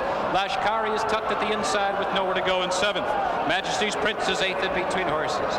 And on the outside is Gato del Sol now racing ninth. Persian Tierra is second to last. And Rami continues to trail the field as they enter the second turn. Strawberry Road still bounding along with the lead. Shoemaker has this one on top by 1.5 lengths. Morcon is still giving chase, and Alpha Beta saving every bit of ground is still third toward the inside. Here comes All Along now, and she's making a run for the lead. Who's for Dinner is put to a hard drive. Then Trazium right there, sixth on the outside, and toward the inside it's Lashkari. Then farther back, Rami begins to launch his bid from the back of the pack, and Majesty's Prince is second to last as the field enters the final turn. It's still Strawberry Road. He's been in front every step of the way, and there goes the mare, All Along, making her run for the lead as they enter the far turn. All Along on the outside, surges to the front now. She's in front by a 1/2 length. Strawberry Road is all out to keep up with her. Rami, who was last down the backstretch, will swing wide for the drive. Lashkari is also right there. Alpha Beta toward the inside. They're coming to the final furlong. All Along is put to the test. Strawberry Road toward the inside. Lashkari is right at her neck. Rami on the outside. Here comes Lashkari. All Along digging in. They're coming to the wire. Lashkari getting up in the final strides. It is Lashkari and an upset winner here. Yves St. Martin aboard the winner, edging out All Along, who ran a game race herself. 50-1, Lashkari on the board. Who had won only $56,000, the least money won in the entire field. Get that again, $56,000 won in 7 previous races, and has just earned $1 million unofficially. The photo sign is up. And another word in handicapping is improving. And this is an improving European horse who's been working brilliantly in France. Yves St. Martin, a brilliant rider himself, and the 3-year-old by Mill Reef just angled out and passed them all. The magic little hands of Bill Shoemaker had Strawberry Road on the front as long as he could go. All Along, the great mare. It looked like a winner to me at this point, but here comes Yves St. Martin with Lashkari, the horse who was bred in Great Britain, 3 out from the rail. Rami has no speed at all late, but watch the finish and watch Lashkari, who was 50-1 in the final blink of the odds, beat the mare in the final few strides. All Along with Cordero finishing second in a very exciting contest. Rami appeared to take third, with Strawberry Road the leader most of the way, finishing fourth. And the final time for this lawn party on a Saturday afternoon, 2 minutes 25 and 1/5 seconds, about a second and a half over the track record. Now, we had a long shot earlier, Franz Valentine finishing first but taken down on a DQ, but this time Lush Kari, owned by His Highness Prince Kareem Aga Khan, son of Ali Khan and Aga Khan the granddaddy. Not official yet, but boy, there have to be some hearts and some throats, because Lashkari for a $2 ticket will pay more than $100 all along. Well, the top choice is second, Rami third, Strawberry Road is fourth. By the way, all along, by finishing second, earns $450,000. Now the number 2 winning horse all time to John Henry. Let's go to Pete. Angel Cordero. $1 million for second money, not too bad. I know you're waiting for the big one now. You're going to be in a rush, but tell us a little bit about this mare and how this race went. This mare is very good mare. The pace was a little too slow for her, and I could not keep him behind the horses no longer. They was walking. The grass is very fast. You could see the way they run the mile. And, we have a replay here, and here she is coming up on the outside. She made the lead very, very easy, but it was really no pace in the race. And when she made the lead, she kind of lost for a little bit, but the winner, I don't want to take nothing away from him. He was running the last part, and he just outrun in the last part, but she ran a beautiful race. She's a wonderful filly. I'm so glad I rode him. I know you were trying to get them out for about a year, weren't you? Tell that story. Yeah, well, I dreamed that I rode him before she won the ARC last year, and I've been trying to ride him for a long, long time. And I'm sorry she didn't win, but she ran a hell of a big race, and she tried, and I'm proud of her. I know you should be, and I know you're even more proud of your next assignment on Slew of Gold. Go ahead. And Sharon Smith is standing by with another of our America's champion jockeys, Lafitte Pincay. Well, Lafitte, your horse, although favored, didn't run very well. Trouble with the course, what was the problem? I really don't know. It seems like he was running very nice the first part of the race, but I think they were going so slow that when he made his move, he was coming strong, but the horses didn't stop. You know, they kept on going. So, and I wish it would have been faster pace, but. The riders have told us that although the track's obviously pretty hard and fast, that it didn't feel hard. Now, this is a horse that normally doesn't like a hard course, so could that have been part of the problem? Well, the track is a little bit, it's not as hard as some other track in the country. And but I think what bothered this horse today was the pace, very slow. Well, Lafitte, you got a live one in the next one, Gate Dancer, so we'll see how you do there, and thanks a lot. Let's go back now to Dick and Dave. And there's the good news for those who backed Lashkari, the 3-horse, $108.80 to win, $33.40 to play, $16 to show all along, $5.80 and $4.40. Rami, part of the entry, $7.40 for show. Strawberry Road was fourth. Feast or famine, that's the story today at the Breeders' Cup.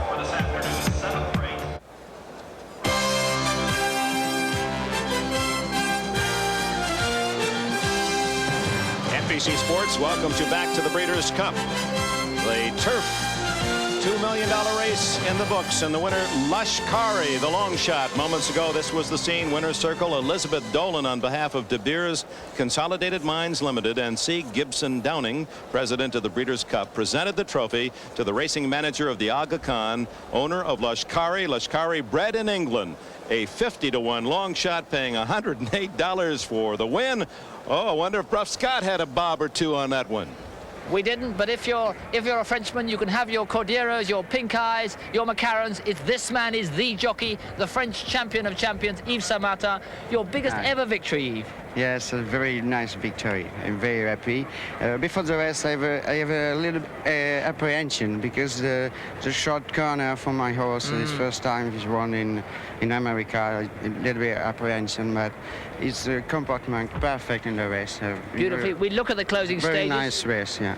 And Ali, all along, you know well, had gone ahead. You went and picked her off.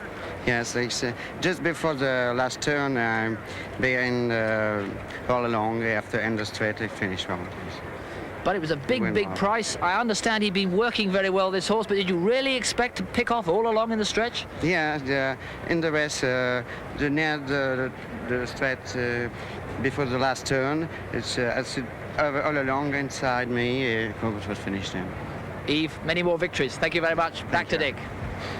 Here's a happy Frenchman who takes home, well, let's see, 10% to the jockey and $1 million. That figures out a rather nice $100,000. I don't know what that makes in French francs, but the dollar exchange, not bad at all. We have a mystery horse coming up in the $3 million race.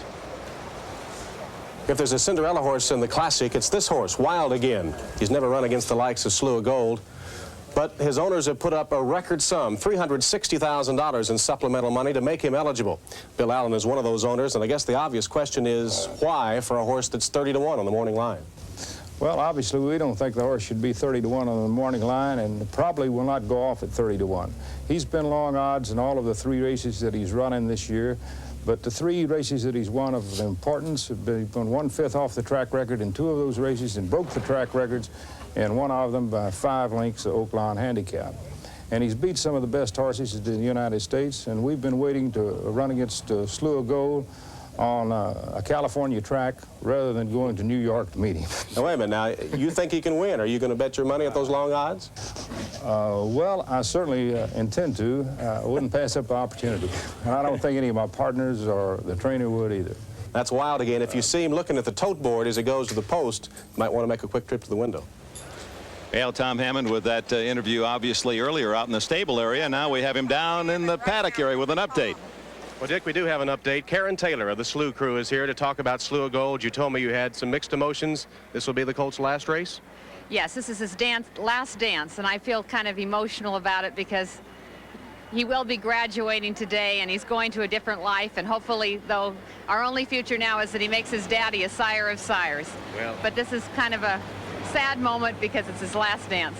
All right, well, we hope he graduates magna cum laude today. We hope he brings home the trophy for you because he has been an outstanding performer, unbeaten, and perhaps will nail down the horse of the year. Thank you, Karen. Thank you. Let's go back to Dick. All right, part of the entry, Slew of Gold currently at 4-5, the favorite to win our final race today, the $3 million Breeders' Cup Classic. Quite a story. Slew of Gold, if it wins, takes home $1.5 million, sired by Seattle Slew. A purchase of only $17,500 with Seattle Slew. Seattle Slew, one of racing's greatest bargains, winner of the Triple Crown, now brilliant as a sire, but all has not been smooth amongst the Slew's crew. What do Slew of Gold and his great sire Seattle Slew have in common? Their owners, the Tellers and Hills, are daring and visible, and their trainers often get fired. Love them or fear them, the Slew crew raises another intriguing question. Would you like to train a horse for these nice people? You can't always get along with people forever. And when things sour, there's no sense in battling it. You might as well go ahead and make the move and go on to something else. And being in the horse business 100% of the time, you know, 5:30 at the barn, it's we have a lot of money involved, and we take an active interest in it. No one in life gets along perfectly well. I don't know how, you know, 4 people can't live together, 6 people can't live together. You have a tough time living with your husband or your wife, your kids, or whatever. You know, life isn't smooth. Once, after the crew had fired both trainer and jockey during Slew's career, trainer Phil Johnson wondered if someday they'd fire the horse. You have to just laugh at that. That's the only thing we couldn't fire. We were stuck with the horse. This summer, Slew of Gold's trainer also bit the dust, and he was fired from mid-ocean while the Hills were on a cruise. Well, it's really not true that there's no ship-to-shore firing of trainers. No, things just always go wrong when we go on vacation, and then he jumps ship and I get left. Talk about gambling. When Seattle Slew was syndicated, the Hills and Taylors dared to keep half the horse and, against all advice, take half the risk. When the experts in Kentucky and elsewhere found out that we were syndicating this horse and hanging on to this much of him, they thought we were two really like we just rode in on a watermelon wagon. We were the 2 country bumpkins. Probably the very first time, the day before Seattle Slew ran in the Champaign as a 2-year-old, that night there was, or the day before, there was a telephone call to Jim offering $1 million for Seattle Slew. This is after only 2 starts, and I heard him on the phone, and he said, well, that's very nice, and thank you so much, but no, we're really not interested. And he hung up the phone, and I said, what was that? And he said, oh, it was $1 million offer for Seattle Slew. And I said, couldn't we even have discussed it? I don't think any of us were thinking so much about the risk we were running in case something happened to him, we'd be out the money. We just wanted to stay part of him. We really did. And it's like throwing the dice on the table. We made a commitment. We've made a total commitment to this industry. The commitment and the joy might have faded one terrible winter when the mighty Slew almost died. It was a long day in my life. We took a blood on him, and I believe it was about 5 hours later we got the blood back, and his white count was so high that of a dead horse. We all tried to fight back, and he fought back, and it's been a marvelous experience, but it makes you appreciate all the good things that come to you every single day. So while trainers and critics may come and go, the Slough crew will be around for a long time. We had a great horse in Seattle Slough, and we were lucky enough to have another great horse in Slough Gold. And we could have said in '78, well, this will never happen to us again, and just said, forget it. But we are young, and we had a future in racing, and we hope we have a bigger future in racing, and we'd like to be here a long time, so everyone's going to just have to live with us, I guess. Good luck, Angel. Get them. And here, in fact, is one of those people, Mickey Taylor, one of the co-owners. The last minute now, how does he feel? How does he look? Super. He looks good. His foot's fine, and he should run very, very well. Had some observations on how the track is running today. Nobody's coming from, or running on the lead, rather, coming from a little bit off the pace. That looks best. Ideally suited for your horse. You know, he can lay off of it, or he can lay close. You know, I don't think he's probably 100%. You know, we've done a lot of fooling around with him the last couple of days. But, you know, he's super, and he's got a great personality, and he thinks that he's king, and, you know, he'll give a good performance. So you're a little bit more relaxed today than you were over the past 2 or 3 days. Yeah, the last 3 days have been a long 3 days. Well, good luck, y'all. You know, in just a couple of minutes, and we will as well, whether the great Slough Gold can add another to his outstanding string of victories. Let's go back to Dick. Thank you. Slough Gold to the track, and another look at Peb's humor, that important communication, owner to trainer, and of course then the trainer communicates the jockey, and the most important part of it all. In this case, will Angel Cordero be able to tell Slough Gold what's ahead? We'll be back after these messages from your local station.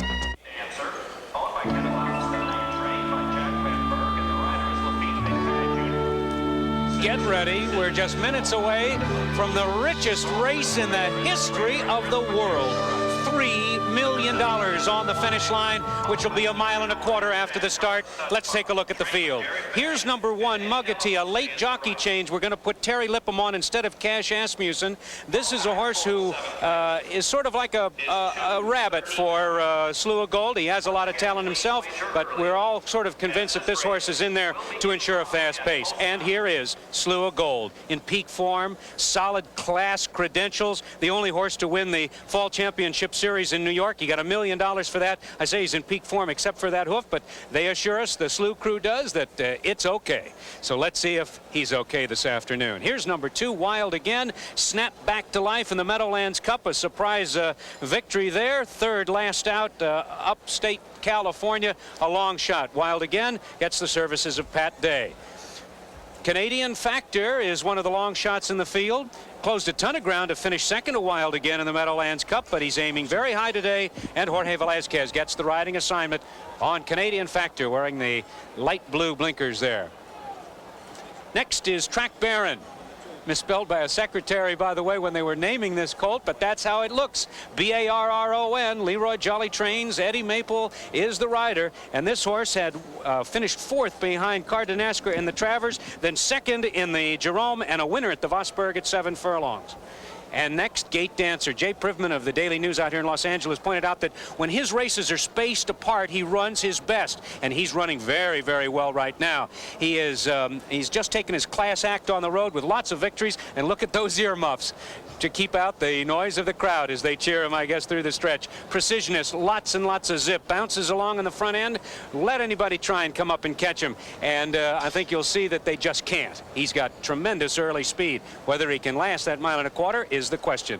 And Desert Wine, if the wine flows, it's vintage, and like wine, this horse improves with age. He's back here again today after a disappointing finish in the Budweiser Million, but he's back here on the dirt, and that's where he likes to race the bets. And Eddie De La Houssaye gets the riding assignment for Desert Wine. And of course, let's see if any of them are as speedy as the Chrysler. This race sponsored by Chrysler Corporation of Chrysler Plymouth Division. And there it is, 1.25 miles.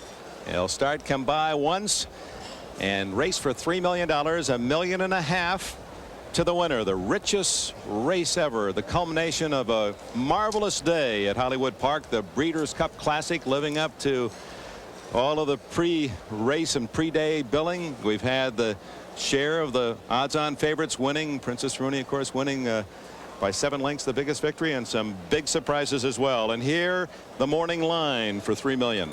4-5 for Muggety and Slew of Gold. Wild again at Canadian Factor start at 30. Track Baron at 6. Gate Dancer 4.5. Precisionist and Desert Wine both at 5-1. And the odds here are holding pretty much close to that starting point. Let's take a quick look back and see what happened earlier this afternoon.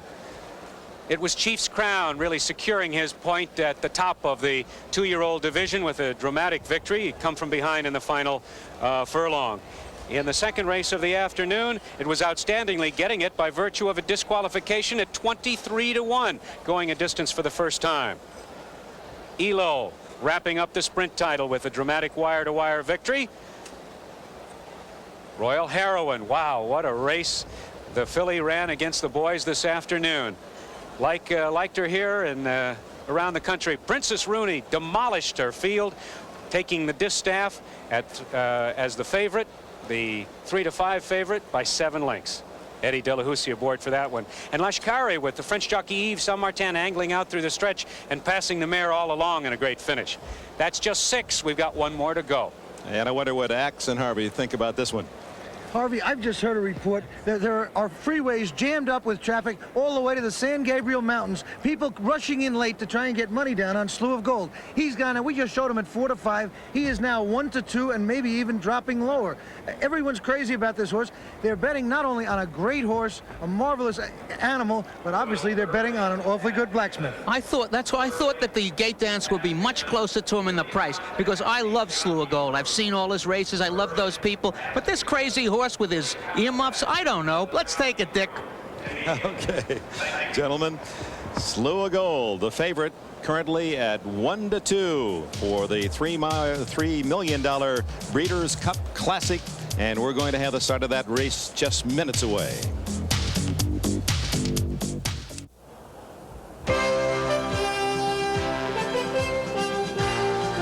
The 7th race of the inaugural Breeders' Cup, the Breeders' Cup Classic, is sponsored by Chrysler Plymouth, who invites you to discover the new technology of driving at your Chrysler Plymouth dealer. Back at Hollywood Park, and we would be remiss if we did not thank those that have made this indeed a classic day in Southern California, living up to all of its build-up. There's Cary Grant talking with Marge Everett, the chief operating officer of Hollywood Park, and what a job she's done in whipping this place in order. She, in less than a year, has added that 12,500-seat pavilion, the track in perfect order. John Gaines has done a great job, the leader of this Breeders' Cup, and we're getting ready for Slew of Gold and Challengers. Slew of Gold, he's our superstar for today. He's done everything a horse could do. He's won the Marlboro, the Woodward, the Jockey Club Gold Cup. Here he is with Cordero aboard. He's the best. And courage to match his speed. He does it on cracked and brittle feet. Just this week, yet another crisis. Can he keep it up? We'll find out in a few minutes. The main rival, Gate Dancer. If this horse was a human, he would be a neurotic, going to a shrink every week to solve his problems. He wears earmuffs to keep out his distractions, blinkers, shadow roll, and most of all, he needs to remember his medication. His shrink is trainer Jack Vanberg. His medication Lasix. Together, they make him tough. And who likes the local rules better than Desert Wine? Yes, he has his breathing problems. He needs his Lasix, but when he's right, he can seize the lead, push the other speed horses. There's plenty of speed in this race, and he and Precisionist will probably ensure the late runners of a good, fast, honest pace. The 3-year-old Track Baron, trained by Leroy Jolly. This is the one the fans should be watching. At the Whitney in Saratoga, look at this humiliation. The horse is saying to Slew of Gold, don't make me run against you again. Please, not again. But he's here today. Did Leroy Jolly know something? Gate Dancer was actually invented to make life easy for guys like Tom Durkin. With that hood, Tom, you won't be able to blow this goal, and I personally think Gate Dancer won't be able to blow this race. I like him in an upset. What? How dare you? Slew of Gold, I came across, I've lived with this horse for 5 races. I've seen him run against everything. He's got a little butte. He's got a bad hoof. If it holds up, he better win this race. Harv, 3-5 isn't going to help you at this point in the day. Can't pay the mortgage on it, but I can root for him. Back to you, Dick. Retired after this $3 million experience. Lua Gold, indeed, part of the entry, the 3-5 favorite on the board. And 3-5, a lot of folks don't like to bet. I tried to get Jeff Siegel to talk me onto something.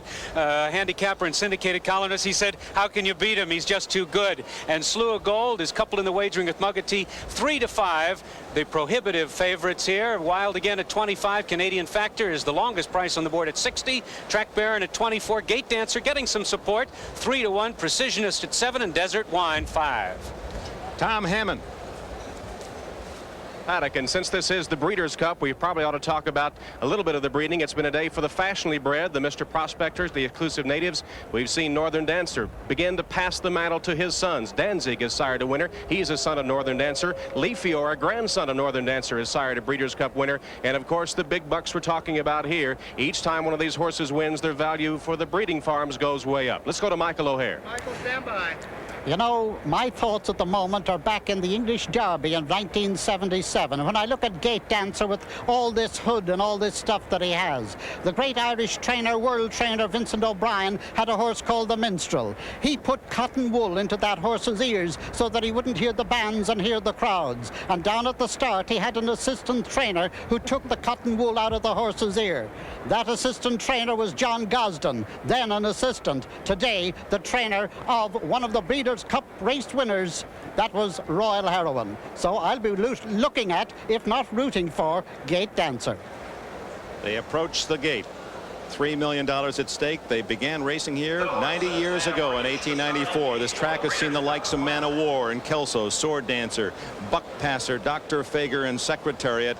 And the winner this afternoon of this race will join that fast company. And you don't need to bet on this race to enjoy it. I'm just sitting here. I can't wait for that starting gate to open up and the crowd to yell and come through the stretch. It's at 1.25 miles, the American Classic distance. And if you love sport, you gotta be waiting for the next 2 minutes. That's what you said at the start today, Dave Johnson. This is the World Series, the Super Bowl, Wimbledon, the Breeders' Cup Classic, the richest race ever. Slua Gold, in his final run, is the odds-on favorite. And the man who has the honor of calling the excitement of this classic is Tom Durkin.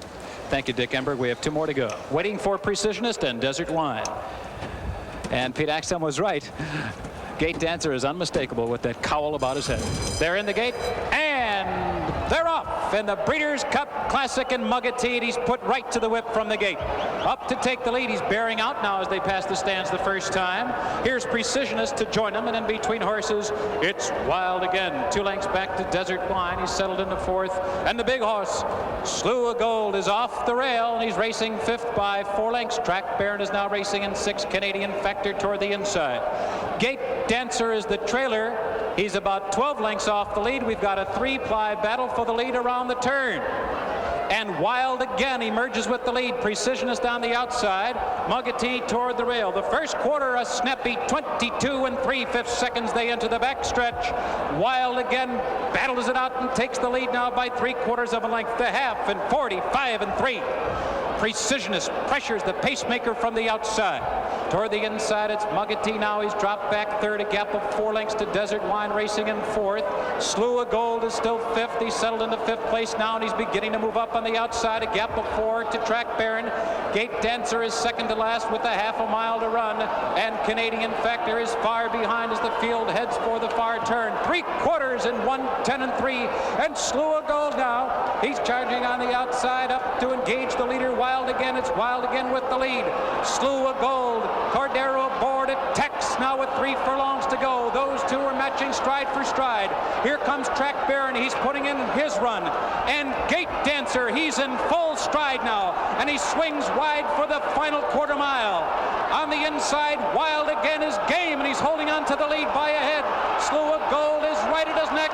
Here comes Gate Dancer on the outside there in the final furlong. Wild again, desperately holding on to the lead. Slua Gold is right there in between horses. Gate Dancer on the outside. What a finish. Wild again.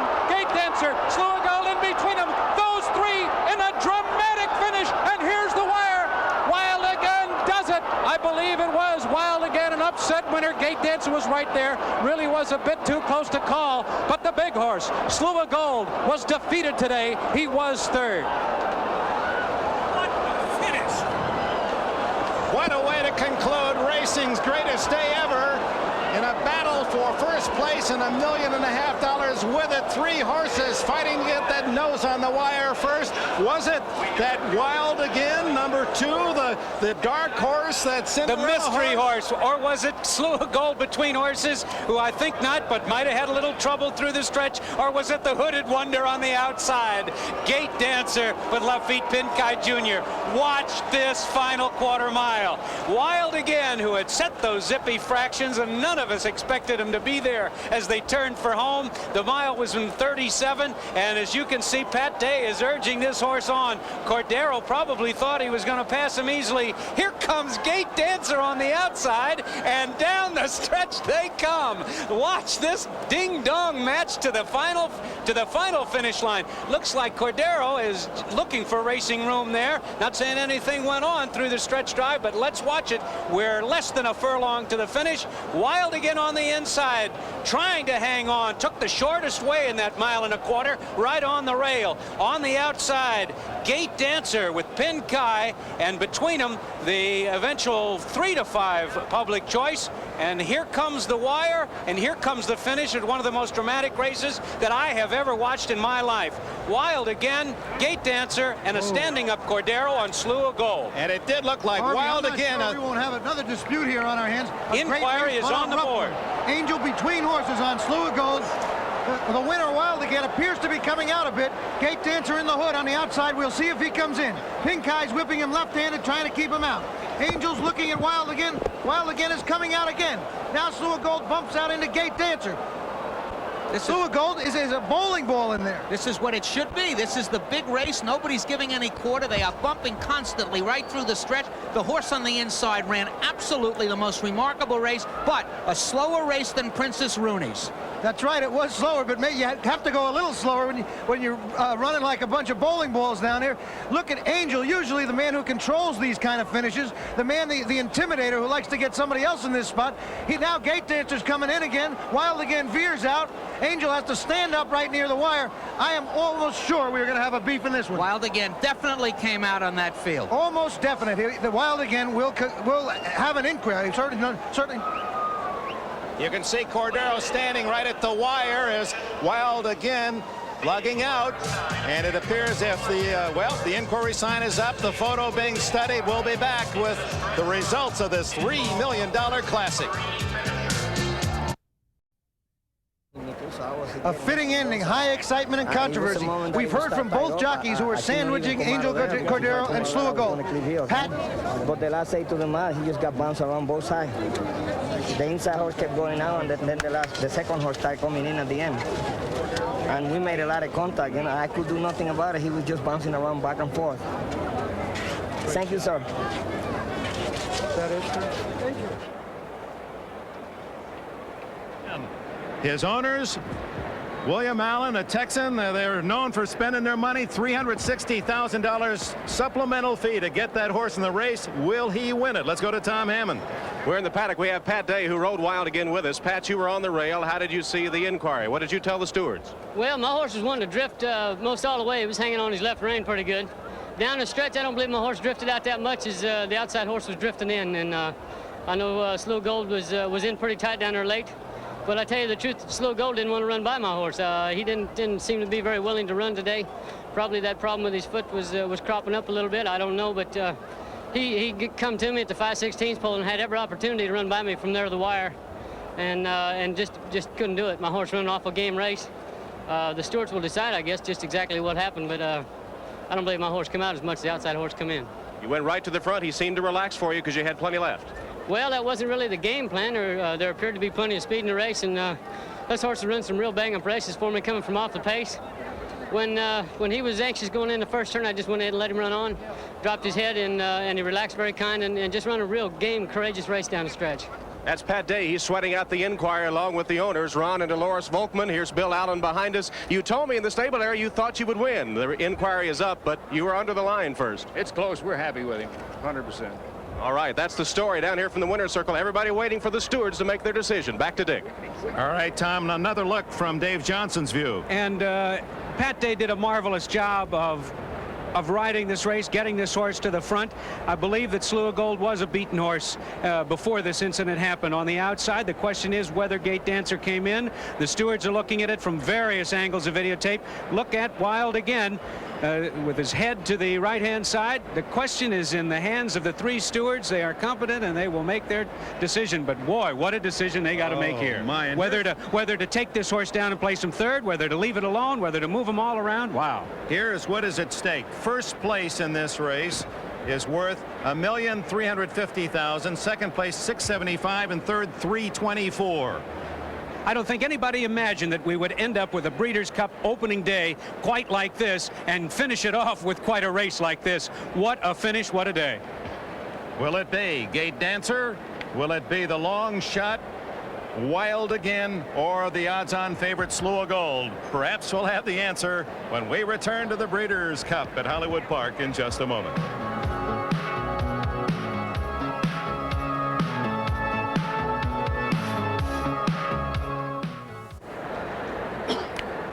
As you can see, they're still studying the pictures, and a most difficult decision and a very expensive one. I'll tell you, if I was down in the winner's circle now and I owned one of these horses, I'd try and save, as we say, get it together and say, hey, let's put our purse together and split it up no matter what they do.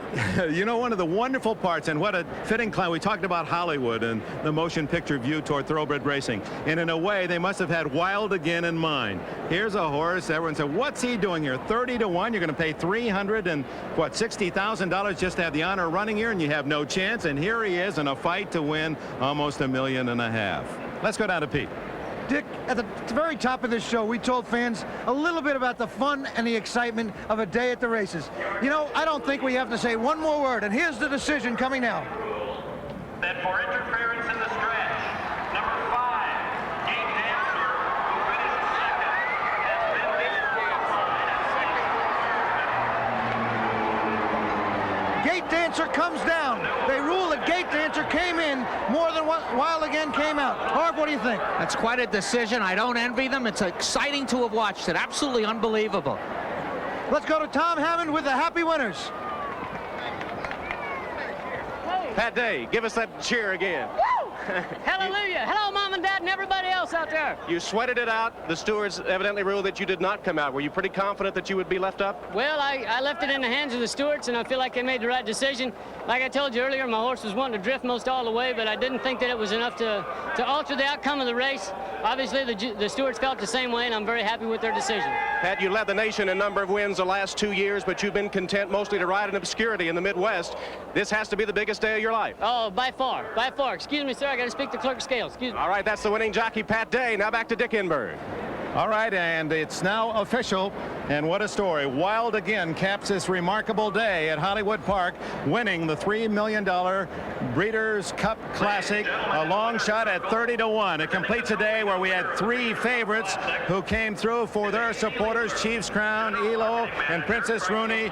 The filly Royal Heroine, long shots outstandingly, Lashkari, and Wild again. And indeed, that's the kind of day it was this November afternoon in Southern California. For all of us at NBC Sports, this is Dick Enberg. Thank you for being part of the inaugural Breeders' Cup Classic.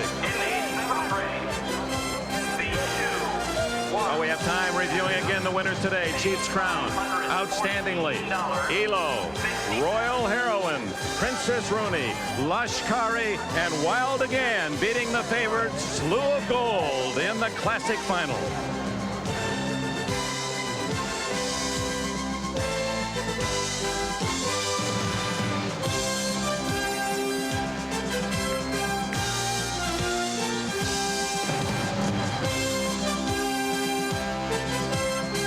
The inaugural running of the Breeders' Cup has been brought to you by Chrysler Plymouth, who invites you to discover the new technology of driving at your Chrysler Plymouth dealer.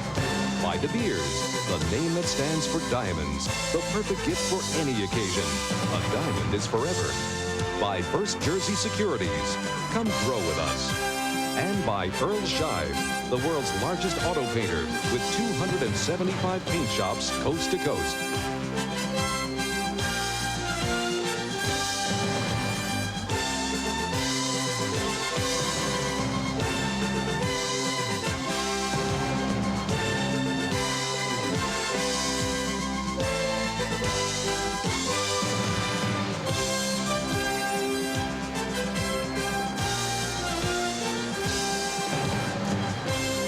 And so we did farewell from Hollywood Park.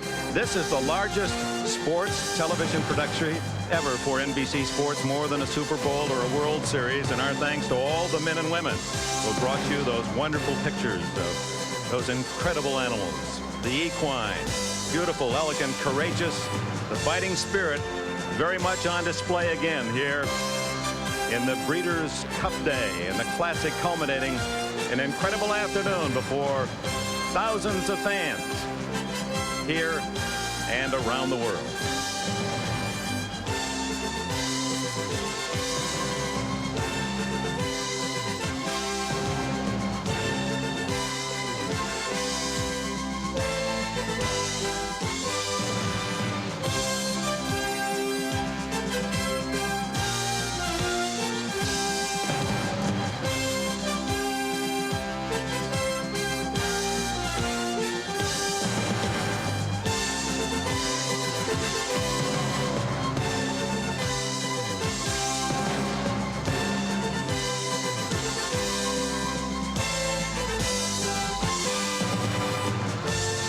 So in the tradition of the citations, secretariats, and Seattle sloughs, the evolution continues. We salute today's champions.